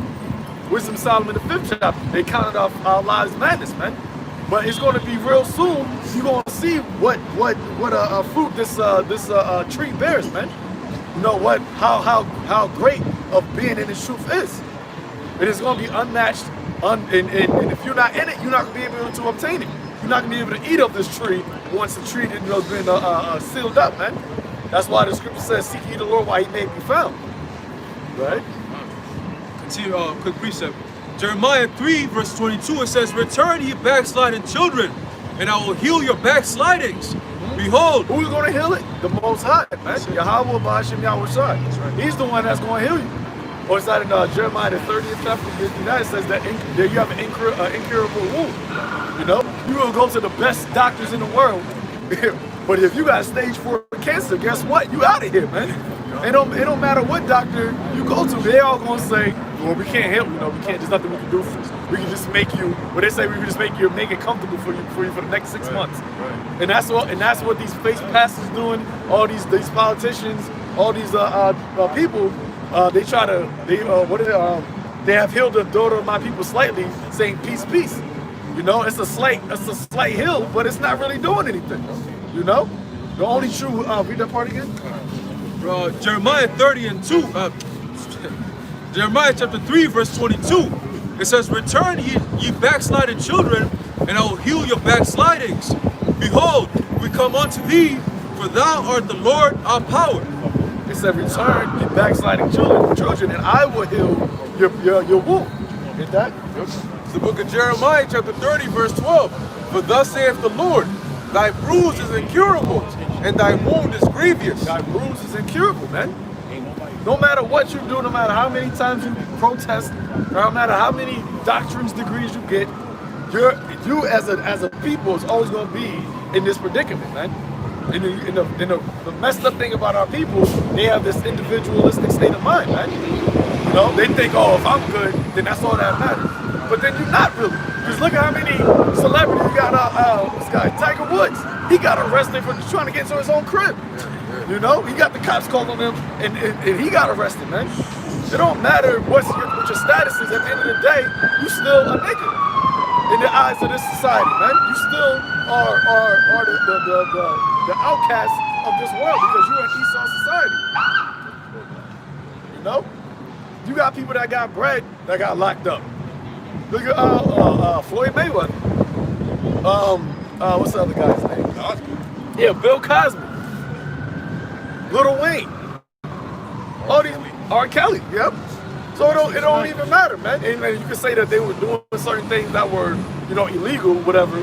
But put it like this: you had what's that? Weinstein. That nigga, he didn't get dragged as like Bill Cosby got dragged, and the whole thing really started with him. That whole little Hollywood shit, pedophilia, it was all because of him. Yeah, the Me Too movement. Yeah, shit, great example. Even Michael Jackson. This nigga bleached his whole skin to look like the so-called white man. He was still not accepted, man. Yep. You know what I'm saying? So like at the end of the day, you can't escape the curses that the Lord has put on us, man. You know, even looking at today's world right now, going back to people not being healed, literally not being healed, this COVIDness, you know, perception, deception shit that we're living in now, people who are taking the damn vaccine, there's mad videos of them looking crazy. It's almost like demonic possession took over them, man. You got somebody twitching, somebody going over the place, they can't speak, they can barely eat. And they saying it that, yo, there's no doctor or any medical person that could stop this thing, man. You can't undo, okay? Once you get that vaccine, you can't undo it, man. So you cannot be healed no matter what, unless YAHAWASHI is the one who's healing you. And yes, of course, we're gonna have people who are partly elect, who already probably got the vaccine, but the Lord is using that as for his men to step in and what? To get his name to be glorified by healing those people, man. Yep. You know what I'm saying? Yep. But what's up? Verse 23, Jeremiah 3:23. Truly in vain is salvation hoped for from the hills and from the multitude of mountains. Truly in the Lord Yahawah our power is the salvation of Israel. It says truly in vain, man. So no matter what, it's anything that you try to accomplish in this side without going through YAHAWASHI, it's all vanity, man. You know? It's all vanity. And the word vanity means it's useless. That's why I say what why do the people rage and the heathen imagine a vain thing? You know, thinking that Joe Biden's going to do something because he got Kamala Harris and this and that, or these stimulus checks is going to, you know, help you out and re-establish or restart the economy. That's all vanity, man. It's not. The Lord only has. The scripture says that the Lord will accomplish His purpose, and His purpose for Babylon the Great, America, this world, is it for it to go down and righteousness to be put up on top, man. So you hoping in this government, you hoping in, you know, them trying to get you another stimulus package, all that. That's truly in vain. It says truly in vain. So who? Israel hoped. Read that part. God. Or Jeremiah 3:23. Truly in vain is salvation hoped for from the hills and from the multitude of mountains. Truly in the Lord Yahawah Ba'ashem Yahushai our power is the salvation of Israel. Is the salvation of Israel. So there is no other salvation for you Israelites other than other than YAHAWASHI, YAHAWASHI, man. You know? Yeah. It's the book of Jeremiah, chapter 30, continuing, starting in at 12. For thus saith the Lord, thy bruise is incurable, and thy wound is grievous. There is none to plead thy cause, that thou mayest be bound up. Thou hast no healing medicine. It said, there's none to plead thy cause. Ain't nobody talking about, yo, man, you guys, you blacks and Hispanics, y'all don't have y'all nationality. Y'all should really know who y'all are. Ain't nobody doing that, man. Oh, you know, y'all really don't know who your power is. You know, y'all should really be playing to YAHAWASHI. Ain't nobody doing that. Only ones who's doing it is the prophets, man. The one who the Lord gave his spirit unto. They're not gonna any other type of message other than this message is not going to heal your wounds, man. You're not gonna find peace in the churches. You're not gonna find peace in going to school. This is gonna be more hell or more confusion. You know, people go to school and they gotta take Adderall, they gotta take fucking all these different type of anxiety pills and shit like that. They gotta stay up and be no, man. Even when we studying the scriptures, we don't get anxiety over studying the scriptures. Right. Like, oh my God, yo, you gotta force yourself to go to sleep. You know, because you studying, man. But when you're in school, you gotta force yourself to stay awake. Yeah, because learning the truth is something that's innate. It's an innate behavior because the scripture says you shall be back in your lot. So if you're in your lot, you're gonna do the same thing you were doing back then. You know? And part of doing what you're doing back then as a prophet of the Lord is to study the words of the Lord. Understand it so you can teach it to the sheep, like it tells you in Ezekiel 3:17. The Lord said, what? Give them warning from me. All right, so part of the warning is to know what the warning is all about. You can't give a message if you don't know the message, you know? But going to school, being in college, and so on and so forth, what is the message? What is the message? There is no message. That's why you're always running around looking for degrees. You settle on the degrees so you can be okay with understanding that I worked for my whole life, 12 years, 13 years, 14 years, trying to get a degree that serves me no purpose. Hey, school, you know, we think about like a school of fish. They're all basically just doing the same thing. You know, they're all in the same mind. They all been conditioned to do the same thing, and that's what school really does, man. It's a they call it a higher education. It's a higher conditioning. You know, when you go to college and things like that, man. It's not really educating you because you go into the word educate. What you do, it means to draw out, man. It's not drawing out your full potential. It's actually like religio. It's holding you back. That's what school is. It's a form of religion, indoctrination. They use it to because you gotta think about it. Instead of them bringing out what you got in there, they're actually putting what they want to put in there, which suppresses whatever you got in there even more. You know, and that's the whole job of school. See, in the ancient world, school was really having those that were learned in the law teaching that to our children. And in the law, it actually tells you teach them by the way, you teach them when they go to sleep, especially when they're kids. You teach them when you wake up, you teach them when you go to sleep, you teach them by the way. When they go to class, it was basically just like a rabbi, like they would call it now, and you have the children sit there and you would go into the scrolls and show them, look, this is what the Lord did, this is what we got to do, this is how we serve Yahweh B'Hashem Yahawashi. That was school. It wasn't no BS Esau making up shit and this, that, and the third. We were actually taught about our God, our customs, and that's why our people were learned and they knew what to do. But today, being that we're under Esau Edom, the so-called white man, what's he going to teach us? He's going to teach us what he wants to teach us. No, you're not Israelites. No. You black. You know what I'm saying? What's your history? Slavery, cargo slave ship. But hold up. They never tell you what happened before slavery. How did we get to the western parts of Africa? You know? How did the Native Americans get to the Americas? Did they just magically appear over here? What language were they speaking? They don't tell you anything pre-slavery. They make it seem as though our origins began in slavery. But you know what, they're right to an extent, because black people began in slavery. Prior to slavery, we weren't calling ourselves blacks. We knew we were Hebrews, man. And that holds power, man. All right, that's intelligence. That's coming back to the Heavenly Father in the name of His Son. But right now, you look at the way our people are living, they look like they're just a lost people, man.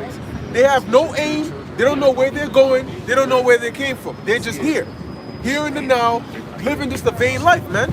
And the sad part is, you try to give them warning and tell them what's really going on, and they actually hate you for that. Yeah.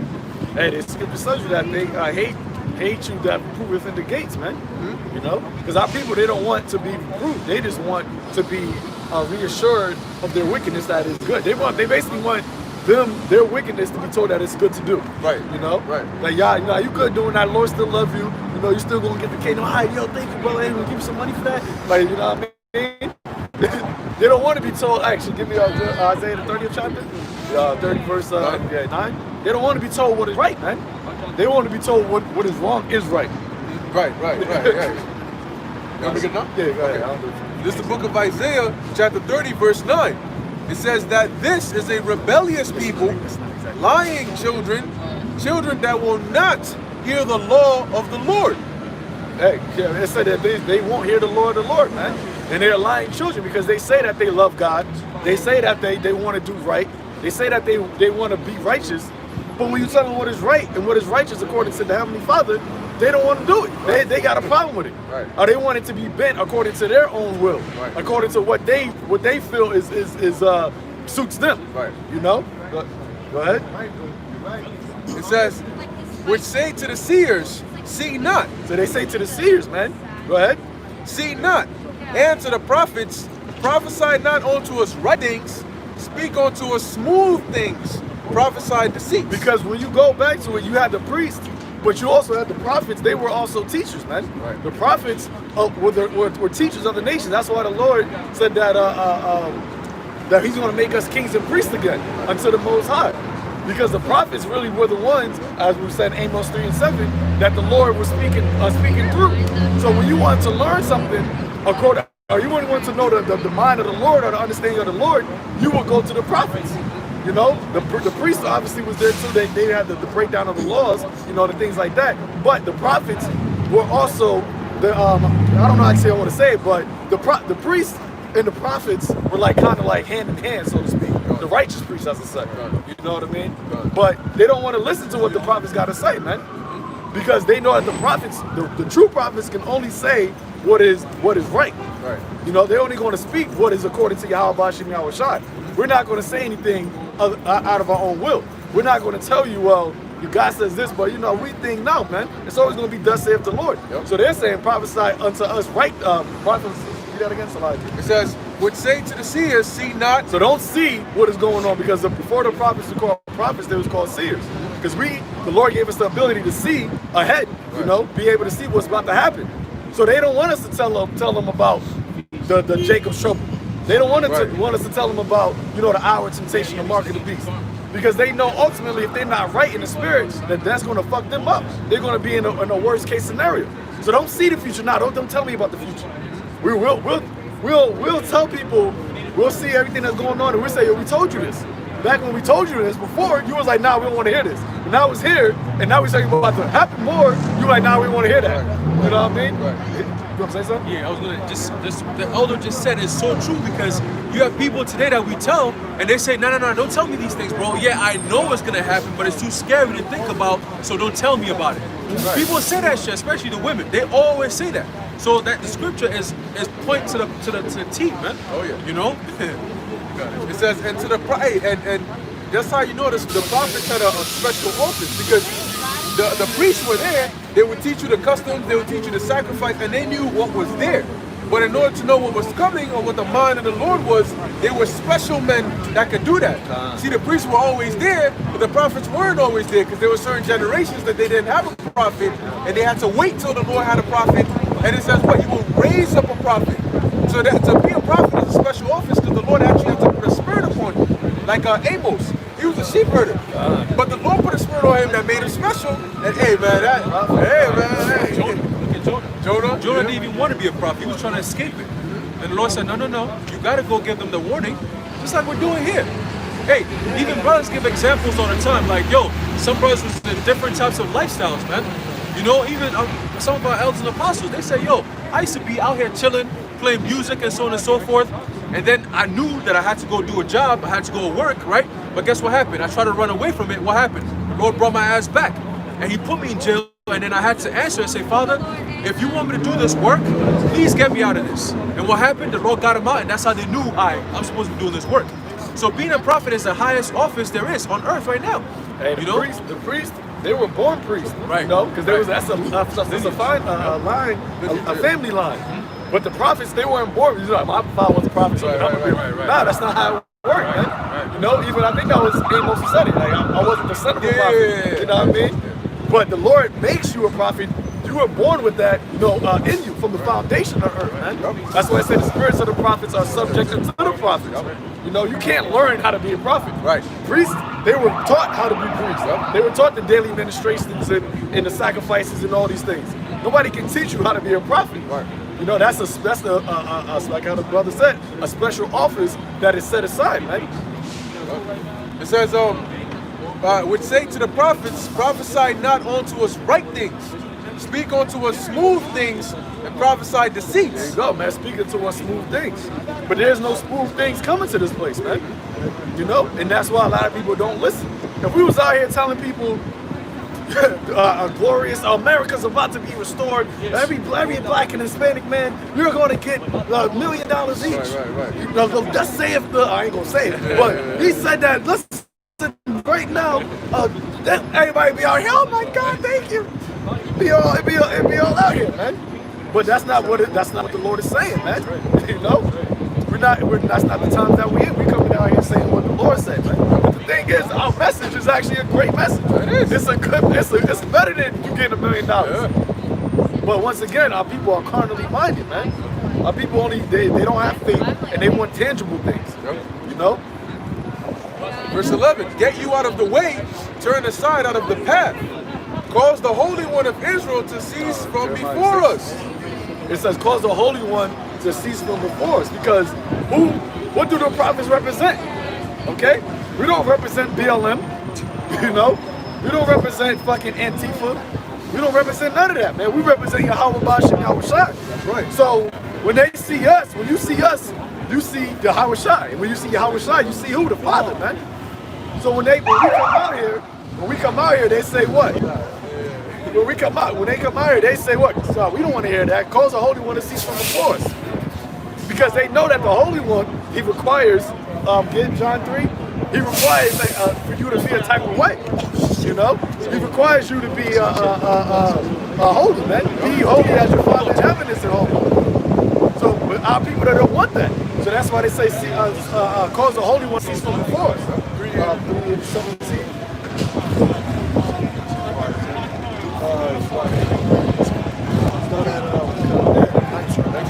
It's the book of John, chapter 3, verse 19. And this is the condemnation, that light has come into the world, and men love darkness rather than light. Go.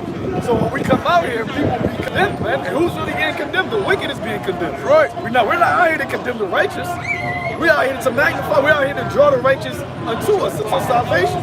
But who's getting condemned is the wicked, man. So that's why I said this is the condemnation. That light is coming to the world. YAHAWASHI said what? We are the light of the world, man.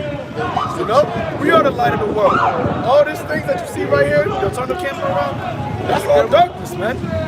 That's not for sale! Not for sale!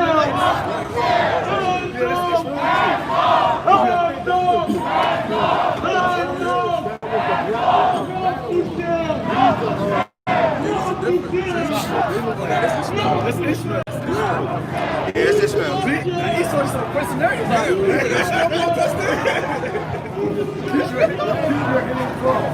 They might talk about like the land somewhere or something like that. I don't know. That's all set up.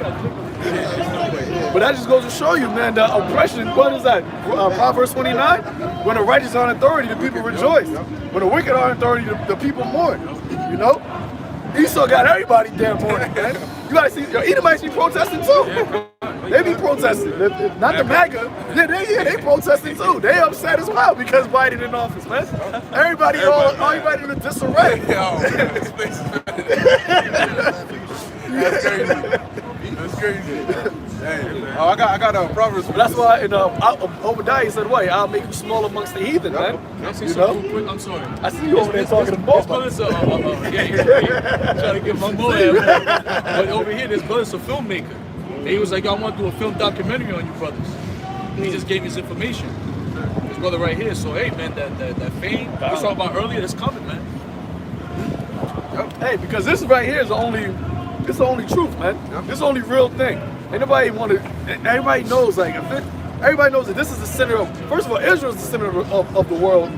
On top of that, you got the truth inside of Israel being the center. So everybody's going to eventually flow into this, man. This is going to be the center of the whole world. It's truth, man. I had what you quoted earlier. This is Proverbs 29:2. When the righteous are in authority, the people rejoice. But when the wicked beareth rule, the people mourn. So this is how you know that the people that's in authority right now are not righteous, man. Because if that was the case, there would be no protesting. There would be no siege on the Capitol. Right. Come on, man. Right. You gotta, they said that DC right now look like a war zone. They preparing for war in America's capital, man. When in history have you ever heard of this? Guys said it. Never in history. Not even during the 9/11 this shit was going on. They said the last time something like this happened was what? The Civil War. You know? The Civil War, man. And you know people already got theirs. Iniquity has abounded, so it's even more aggression, more anger, more bloodshed, more people waiting to kill each other, man. You know? Once again, man, the capital of America is looking like a war zone. They talking about watch out for explosives during protesters. That's a protest. Somebody could just come up in there with a fucking a bomb talking about Allah Akbar and blow shit up, man. You know? Go ahead. He said, it's the book of Proverbs chapter 11 verse 10. When it goeth well with the righteous, the city rejoiceth. When it goeth well. Is that rejoicing? Nope. When the righteous goeth well, the city's rejoicing, man. Nah, let me take the picture. It don't matter. Make sure you don't come with us. Oh, yeah. It says, and when the wicked perish, there is shouting. By the blessing of the upright, the city is exalted, but it is overthrown by the mouth of the wicked. There you go, man. Get Ecclesiastes, the 7th chapter. You know? When it goes well with this, when the city, when the righteous are on authority, there's no city in America. They just came out and said all 50 states be on alert. Yeah. So there's no city, no capital in America that is going well right now. Everybody is in a heightened mood. You know, and not just in Babylon. You got in Europe, you got in France. They got a 15-day curfew in France, man. From 6 p.m. to 6 a.m. They said they catch you 3 times. They catch you more than, they said, well, first time it's this $200 fine. The second time it's a $600 fine. And if they catch you a third time, it can be a $3,000 and 6 months in jail. Just by being out. You can't even be out between 6 p.m. and 6 a.m., man. Oh, and they were saying that that's going to basically destroy all small businesses now. Because a lot of people, they do takeout at nighttime. But small businesses got to close by 6 p.m. So nobody's going to be ordering nothing. And in Germany, they're saying the first time is a warning, second time is a fine, third time is, you know, that thing, the jail for that thing. You know, I ain't gonna say the name, but you know what I'm talking about. Oh, they got a special jail for that thing. All right, they got the thing. Yeah, that's wild, man. But when New York proposed the bill, people was like, yo, that's wild. But now Germany's trying to do it. So if Germany does it and other countries do it, it ain't gonna sound crazy when New York does it. And hey, but we were telling people these things. Yep. Well, we talked about, through the spirit, man, we talked about concentration camps, man. FEMA camps. And your boy Biden just came out and said he activated FEMA, clinical and non-clinical, man. So you can't say that this truth ain't the truth, man. You can't say what we saying is lies, man. All you can say is I don't want it to happen. But hey, what is something I believe? It don't really matter, man. That's it. It's the book of Ecclesiastes, chapter 10, verse 2. It says, as the judge of the people is himself, so are his officers, and what manner of man the ruler of the city is, such are all they that dwell therein. Now, what manner of man the ruler is, such everybody dwell in. Now, what type of man is Esau, man? The most profane, the most wicked, the faithless, the godless. Okay? So then, why do you think you got a nation, okay, called America, that is nothing but just destructive and wicked and evil? Because the ruler is nothing but a wicked and destructive evil person. Right. When you had the ancient, in the times of the ancient kings, where you had a wicked king, guess what? They said that Jeroboam caused Israel to go off. You know? He caused Israel to go off. Why? Because the king was evil. When you had a righteous king, like when Josiah came into rulership, he caused all Israel to be right, man. So, how the king is, how the people going to be. And this is why you see the people that's in the masses, that's in the mindset of Babylon, that worship the beast, they're in that evil, wicked spirit, man. Whether it be that homosexual, that whoredom, that murderous, that robbery, everything that Esau is embodies. Anybody that looks at his kingdom as being a good thing, they have those certain type of characteristics, man. That's why Yahawashi said that. You are your father the devil, and the lust of your father you shall do. What does Esau lust after? He don't lust after righteousness. He don't lust after the laws, statute, commandments of Yahawashi. He lusts after evil.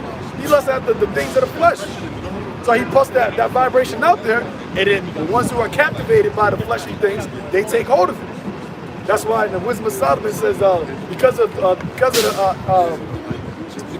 envy of the devil, did death come into the world. And he that takes hold of it, Wisdom of Solomon, the 2nd chapter, he that takes hold of it, he that takes hold of his side shall find it, man. So if you taking hold of Esau's, the devil's side, you're gonna find death. That's the only thing he got to offer you. He don't got life to promote to you. He got pseudo life. He got something that appears to be like life, but guess what? Just like with the Maxine, it appears that it's supposed to help you, but next thing you know, you're gonna wake up looking like you're doing a Harlem Shake.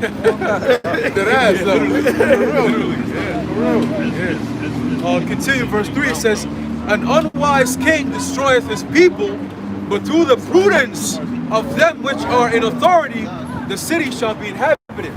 Prudence, the prudential. Now you look into the word prudential, it says, arising from or characterized by prudence, especially in business matters. Okay, they got some synonyms. Prudence is what? Intelligence, discretion, foresight, wisdom to see what is suitable or profitable. Okay, so right now in this world, who are the only ones who are prudent? Those who see the danger, the impending danger that's coming to this place, man. And really around the world, like the elder just mentioned, look at the things that these governments are doing around the world. You got Germany, okay, France, the UK, all right, Australia, all right, and very soon to happen here in America, all right, because America is always going to be that battleground, which is also prophesied about its downfall. We'll read that earlier in Revelation, okay? So we're building what? To that downfall of America. So only the prudent are the ones who are going to be able to see what's to come. Yeah, that Proverbs 22:3. You know, because prudence is very important, man. It's even in Ecclesiastes, I don't think it does it that part, but it says through the prudence of a king, of a ruler, is the city well established, man. Through the wisdom, that's why Solomon asked for what? Wisdom. Because through the wisdom that Solomon gained, the whole nation of Israel was in peace. It didn't just happen out of nowhere. It was through Solomon's wisdom. Well, it's through, his father. But Solomon was able to maintain it through the wisdom that he had, man. It doesn't tell you every single thing that Solomon did, but it tells you some things in Solomon. What it tells you Solomon did, it was all through prudence. It was through wisdom. The way he conducted himself, it was able to, that mindset he had trickled effect unto the nation of Israel, which is why peace was established. Because what is Yahawashi called, man? He's called what? Malak Tazadak, man. King of righteousness, Malak Shalom. King of peace, man. So, through Yahawashi is peaceful. Well, it says what? Through, first we'll have to do the war, because in Ecclesiastes it says what? There's a time for war, there's a time for peace. But peace only comes through war. You have to have war first, and then through peace. They say that the most peaceful times in the world was times right after war. Right after World War I, right after World War II, was the peace on earth. So after this World War III, there's going to be complete peace, because the King of Peace is going to be in rulership. Hey, that's heavy that you said that, because really, like the elder just said, there's four turnings. Where every war, there's four things that happens before the next war. So there's the first step after the war is I believe is peace. Like the elder just mentioned, is peace. And then the next generation is when people start to get comfortable in that peaceful way of living. So they start to inquire into different things. Okay, so now you have that so-called liberal way of thinking. Like, well, why are we living this way? We got to step into a new way of life, a way of life. Then the third turning is when there's a conflict between the old way of thinking, which was a peaceful way, and the new way of doing things, which is the new way of life, so to speak, which conflicts against the old way. And then to get to the fourth step, which is another war between the old and the new, there's a cataclysm or a crisis. And right now we're in the fourth turning, which is the crisis of the world. So after this crisis, there's going to be peace, which is going to be by YAHAWASHI and the Israelites. You see? So there's a fourth turning. So we're literally right now in the fourth crisis and the fourth turning before that huge cataclysmic war. Then we're going to have peace after that. Okay? You got it. Hey, that's why, that's why these devils, they're trying to use this time that we're right now to reset. You see, because they know that something's about to happen, but they're trying to say, all right, because we reset something, it's just restarting it, but it's still the same people on top. When you go to a war, somebody gonna, you have a victor, you gonna have the loser. They're thinking that, well, we can just reset and continue to be on top. Yeah. But the thing is, y'all not gonna win this next war. You know, you're not gonna reset your system. It's gonna be a whole different system. Where Jacob is on top. Yeah, it's a notification. It says here, just in, U.S. Capitol Police test audible emergency notification system, which I believe is that. And then it says here that the Capitol Police arrested a man in downtown Washington with a loaded handgun, more than 500 rounds of ammunition, and fake inaugural credentials, police say. So he was getting ready to... And that's only one man. Now, of course, whether or not that person's grassroots, which means he was acting by himself, or agent about the tour, either way, it's still pushing the same agenda, man. It's still going towards the same thing, you know? And I personally believe there are people that are really in their own mind about their life now. You know, it might not just be agent provocateurs. There might be people that really are trying to do this, man. You know? Proverbs, yeah. It's the book of Proverbs, chapter 22, verse 3. A prudent man foreseeth the evil. A prudent man, a wise man foreseeth the evil. A seer, you know? This truth makes you wise. And we're able to foresee what is coming. And when we foresee it, we not only know that it's coming, because you can know something is coming, because you got a lot of people that's in the truth that knows what's happening, but they don't apply it. They don't apply the wisdom of knowing to what to do to now be hid. It says, don't say it. My bad. It says, and hideth himself. And hideth himself. Now, how you gonna hide yourself? You gonna get a bunker? You gonna fucking, get some canned goods? No, man. The scripture tells you the name of YAHAWASHI is a strong tower, man. The righteous runneth into it and are safe. It also says in the book of Psalms that the Lord hideth him. We hid in his wings, man. We're hiding in the shadow of his wings. So that's where we're hiding ourselves at, man, in this wisdom and knowledge. Go ahead. Continue. It says, but the simple pass on and are punished. The simple pass on. Man, whatever. They just think it's going to it's going to blow over. Oh, I can't just wait till Trump get out of office and this whole thing just blows over. That's a simple-minded person, man, because this bigger than Trump, man. It's bigger than Nino Brown. You know? It's not about the elected officials that you see. Remember, these elites, they're the ones that are controlling this whole thing, man. These people that you see right now, they're just the puppets. It's being controlled by what they call the hidden hand, the Illuminati, the central bankers.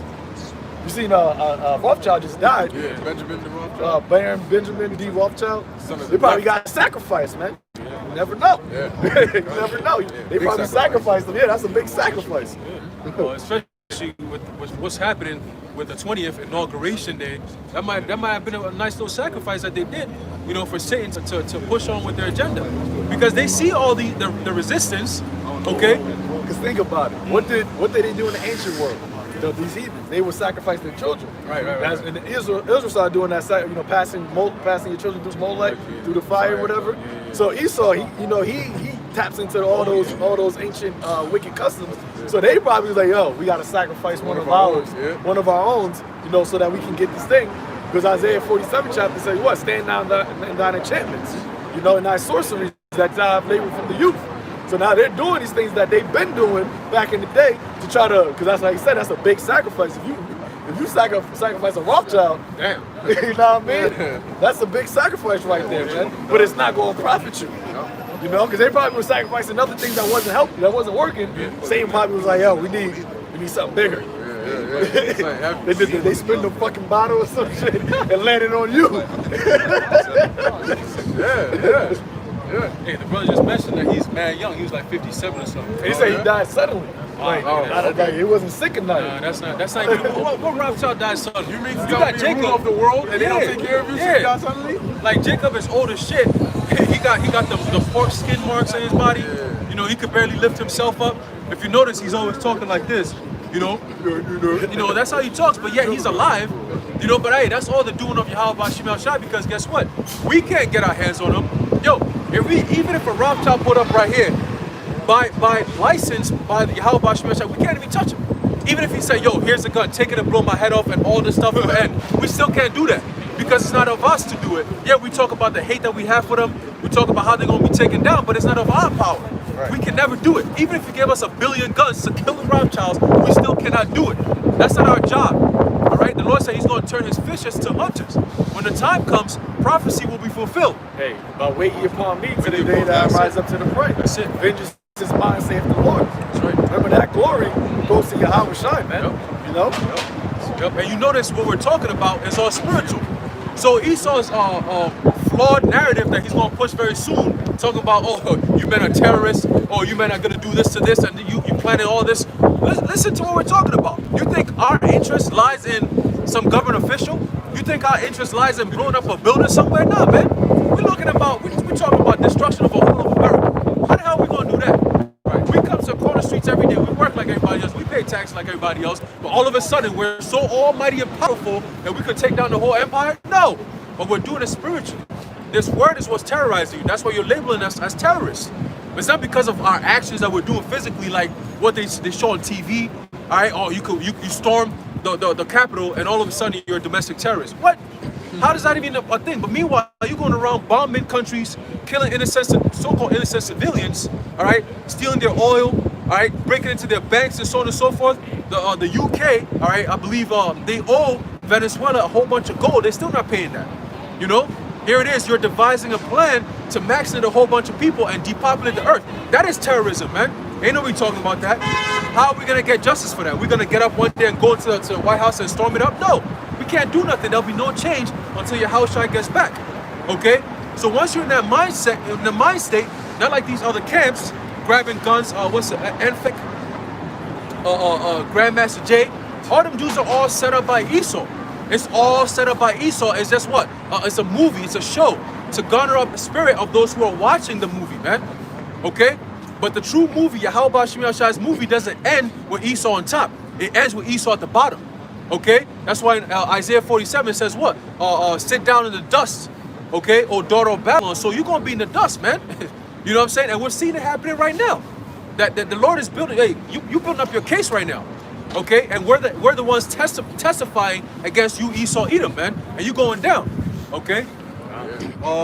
Can I say something too about Grandmaster Jay? That motherfucker made $250,000 and he disappeared. Nowhere to be found. Where he at right now?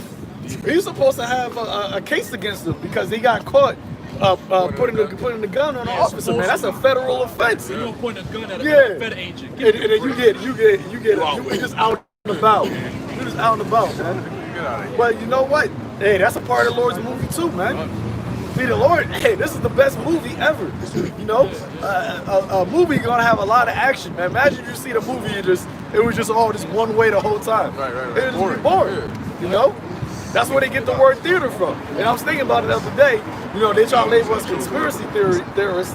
Whatever you go into the word conspiracy theorist, the word conspiracy, meaning with, spirit meaning fire, meaning breath, theory goes back to theater, which goes back to theos, which means God. So we are with the breath of the Most High, man. Wisdom. Huh? That's wisdom. Exactly. We are speaking with the breath of the Most High. So, and like I said before, all the prophets were conspiracy theorists technically until it came to pass. Right. You know, that's why they didn't believe the prophets until it came to pass. And that's why it says, "Then shalt thou know that a prophet was among you." When it comes to pass, you shall surely know, man. Go ahead, read it. Hey, it says, this is from Forbes. It says, get a free bag of marijuana with your COVID-19 vaccine. And it's from Forbes. So you get a free bag of marijuana. Come on, man. That's now they trying to bribe you? You know, Jake love weed. Forbes. And I'm trying to say, oh, we just pulled that out somewhere. January 14th. I think that was like a couple days ago. that ain't thirst. That's trapping. That's thirst trapping. And that's how, that's how they gonna get them. Yep. I thought it was for your health. Right. If I was on the emergency room, you don't need to come bribe me to take whatever I got. A snake gonna bite me, but I'll give you $1 million if you let us treat you. That doesn't make sense. Right. You know, if something is, if I'm trying to live, that's enough for me. You know, but you gotta bribe me to take this thing, because you know what they see? They see people dropping dead. They see people in that Harlem Shake. They see, there's this lady. She turns on the camera. She's literally just like this. What did Trump say? I mean, not Trump. Bill Gates said before the thing came out. He said that social media is adverse to this whole agenda because of situations like this. Too many people have access to show what is happening to them because of taking this. So that's why he said, social media is going to be a problem for this because of this whole Maxine situation. Yeah, the freedom of speech. Quick reset. Job 15:34. For the congregation of hypocrites shall be desolate, and fire shall consume the tabernacles of bribery. Hey, bribery, man. Hey, bribery. We read about the scriptures. The Lord hates that shit, man. You know, that whole trying to bribe people to do something. If it's for your benefit, if it's good for you, you don't need to bribe. You're not up here handing out sandwiches. That's why these Muslims, they handing out bean pies and shit like that, trying to bribe you. You know what I mean? The churches, they talking about coming to church and you got a dinner afterwards. What's all that for? Why you gotta bribe people, man? You don't gotta bribe. This truth ain't out. We got nothing up here for you except the truth, man. You know? That's it. Read was that John? Not John. Acts the 3rd chapter where it says silver and gold. I just thought about that. You know what I mean? We don't got none of that, man. We're not gonna come here. Come back next week. We got $10 bill for you. No, man. All we got is the truth, and that's all you need. And only the righteous are going to accept that, man. That's why the scripture says, buy the truth and sell it not. It's the book of Acts chapter 3, start off at the verse 2. It says, and a certain man lame from his mother's womb was... Actually, let's go down to verse 2. Let's go here. It says, who seeing Peter and... I'll start off at 2. It says, Acts chapter 3, verse 1. Now Peter and John went up together into the temple at the hour of prayer, being the 9th hour. And a certain man lame with his mother's from his mother's womb was carried, whom they laid daily at the gate, of the temple, which is called Beautiful, to ask alms of them that entered into the temple. Who, seeing Peter and John about to go into the temple, asked of alms. And Peter, fastening his eyes upon him with John, said, look on us. And he gave heed unto them, expecting to receive something of them. Then Peter said, he's expecting to receive something of them, man, because our people, they got that carnal-minded mentality, right? They've been so far removed from spirituality that they're looking at men that was walking with YAHAWASHI, men that got spiritual power, and they're looking, for some money, man. Not knowing what the gift that they really got, man. That the gift that they really got, they're looking for some money. Go ahead. It says, verse 6, then Peter said, silver and gold have I none, but such as I have give I thee. There you go. Because us up here, we're not rich. People come up to us and we teaching, they're like, you got some money for us? We got $1. Hey, we might need that $1 too. You know what I mean? We need that $1 just as much as you need that $1. But we don't got that. But what we do got, we got abundance of that. The abundance that and this knowledge, we got a lot to give, for that, man. Especially when the spiritual power comes. Go ahead. It says, in the name of YAHAWASHI HaMashiach of Nazareth, rise up and walk. And he took him by the right hand, and lifted him up, and immediately his feet and ankle bones received strength, and he leaped up, stood, and walked, and entered with them into the temple, walking and leaping and praising the Most High. See? You see that? He just got something that was way better than what he originally wanted, man. And that's when the Lord gonna magnify his prophets with that spiritual power, because that's what it. Hey man, our people should be willing in the day of thy power, man. Yahawah Ba'ashem YAHAWASHI always dealt with the prophets with, showing his that he's dealing with the prophets through his spiritual power.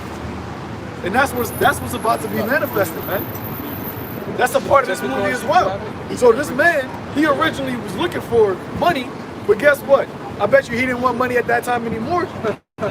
You know, eventually, at that point, what Peter and John gave him was way better to him than the actual money that he originally wanted, man.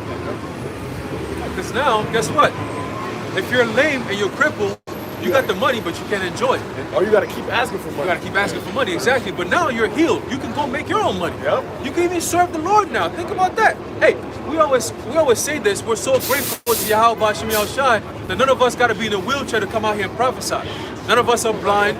None of us can't speak. None of us can't hear. All right, we all have the basic things that all humans need. We all have it, but most people are not gratitude. They don't show gratitude to the Lord. You know, but for us, we have enough. We have our daily bread. You know, we have a roof over our heads. You know, that's all we need. Like the scriptures say, Jacob dwelt in tents. We're always on the move. You know what I'm saying? But it's those people who have a problem with this word is because they built their treasure here in America.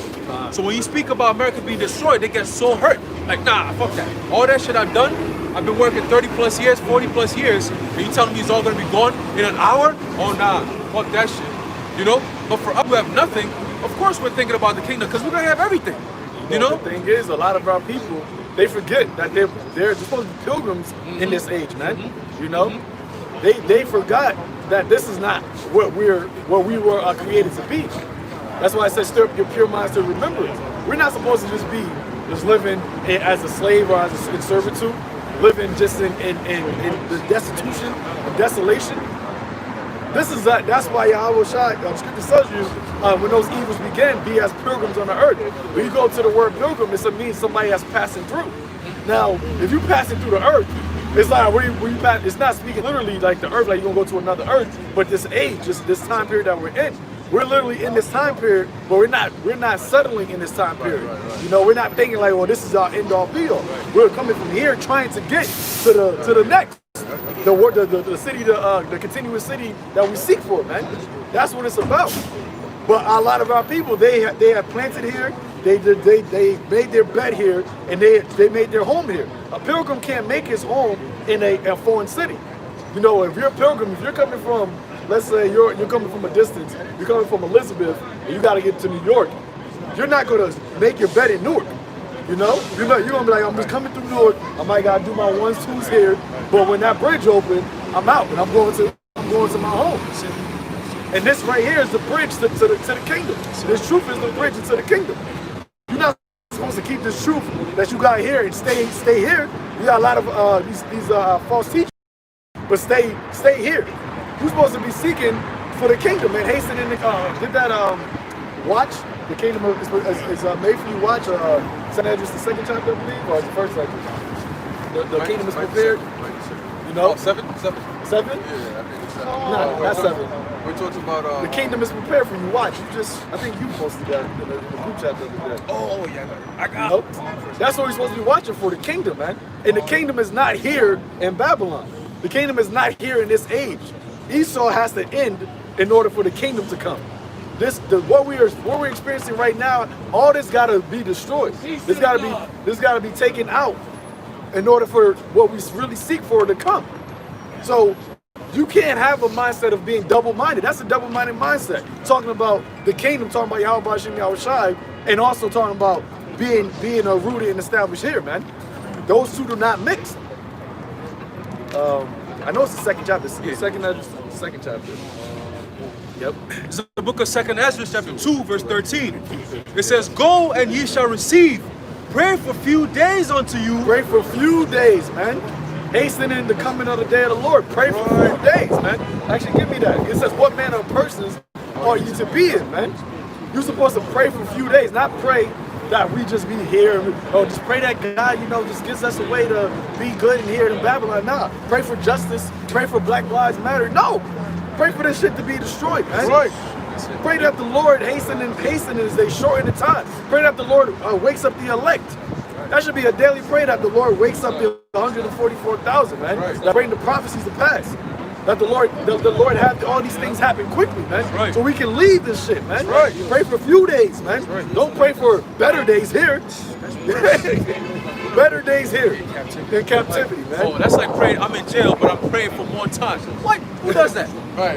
Y'all pray that the patrol officer give me some ham, or give me some, you know, you pray for shit. Nah, I pray that this shit speed up, that you get out of prison. Yeah, That's what he said, right? Yohana talking about, you know, you might as well learn how to trade, you know, learn how to fold clothes. A prison guard, you're in prison, learn how to do this and that. Get comfortable in prison. What kind of shit is that? The scriptures say that the something captive hasteth that he may be loose, so that he doesn't die in the captivity. What you talking about? You know what I'm saying? Hey, but that's spiritual. How in ancient Israel, we went into captivity into Babylon, but when we had to go back, there were certain Israelites that didn't want to go back because they had built houses and started families there. And then there was some that did go back, and what did they do when they went back? They went back to build a temple. That's what we're doing. We're building a spiritual temple. Same thing in Egypt, and where is this place? This is Babylon and Egypt. Same thing. It says, continue, it says, that they may be shortened. Let's read that again. Yes, sir. Second Ezra chapter 2, verse 13. Go, and ye shall receive rain for few days unto you, that they may be shortened. The kingdom is already prepared for you. Watch. Watch. Pray that they be shortened. The kingdom is already prepared. The kingdom, how you think Enoch was prophesying about it, man? Right. The kingdom was already prepared. We just gotta be like pilgrims. We gotta soar Jordan. We gotta pass through this so that we can get to the kingdom that's prepared for us, man. And how do you continue your building your faith and building your hope? By watching. That's why Yahawashi said that. Watch ye and pray always, man. But a lot of people, they don't want to watch. They get weary in watching. They get weary in the whole process that it takes to watch these signs, man. Because we're anxious, but we also gotta watch. So it's like, oh, come on, Lord, like we see things happen and we on it, you know, making, you know, hastening the day, but we still gotta wait. We still gotta be patient in our watching, man. So that's the balance, being fervent for it to come, but also being patient, knowing that it cannot go past, you know, and it's not gonna go according to our will. It's gonna go according to the Lord's will. Because even Esdras, he was trying to hasten the time, you know, asking the Lord, yo, the Spirit, hurry up, do it. But he said, what, man? That you can't hasten above thy maker, man. But we gotta watch for it, and that's what gives us our hope, man. That's what builds our faith. That we see these things happen. This is the book of 2nd Ezra, chapter 7, verse 6. There is also another thing. A city is builded and set upon a broad field, and is full of all good things. The entrance thereof is narrow, and is set in a dangerous place to fall. It says it's filled with all good things. It didn't say it's filled with all good things, and then there's a little bit of bad things. Everything's just good. People in this world, man, it's crazy to me because our people, they're experiencing hell. You're not gonna ask anybody out here, yo, is everything in your life good? Then nobody's gonna say yes. Everybody's gonna have a problem with something. But the kingdom, there is nothing you have a problem with. There is not one thing you're gonna say, yeah, you know what, I don't really like this about the kingdom. Even women, you tell women now about the kingdom, and because they've been so brainwashed and they so defiled, we hear about them talking about, you know, having being sister wives. They think that's an issue. But I be talking to them, I'm like, yo, you be having problems just having one man now. I mean, it's not having one man, having your man just have just you right now, being in a monogamous relationship. Your monogamous relationship, you got a problem with. You got a problem with everything that you think that you good right now, you can find a problem with it. Something that's not that you don't like. In the kingdom, there's none of that, man. That's why I say it's full of all good things, man. Go ahead. You know that saying that people be like for example, they'll be like, they'll ask you, yo, what do you like? And they'll be like, no, they ask you, what don't you like? You'll be like, what do I like? Like basically, there's nothing else here that we like. But in the kingdom is, what don't I like? I mean, damn, it's so perfect. I got everything, man. You know, I have everything. It's tailor-made. Like every individual, one person, every single Israelite is going to live a life tailor-made, specifically tailor-made for your spirit. That's why Yahawashi is up there. He said what? I'm going to prepare a place for you. My father's house has many mansions. If it weren't so, why am I be telling you? You know? So that's what we expecting. That's what we're looking for. That's why we say to hell with this place. Bro, like, you can't even have enough money to live a life that you wish you could live. There's always going to be some type of restrictions. Oh, I want to live in Greece, or I want to live here, I want to live in whatever country. You can't even go because of whatever reason. Hey, you can't even go now without getting a jab. Yeah. So you can have all the money in the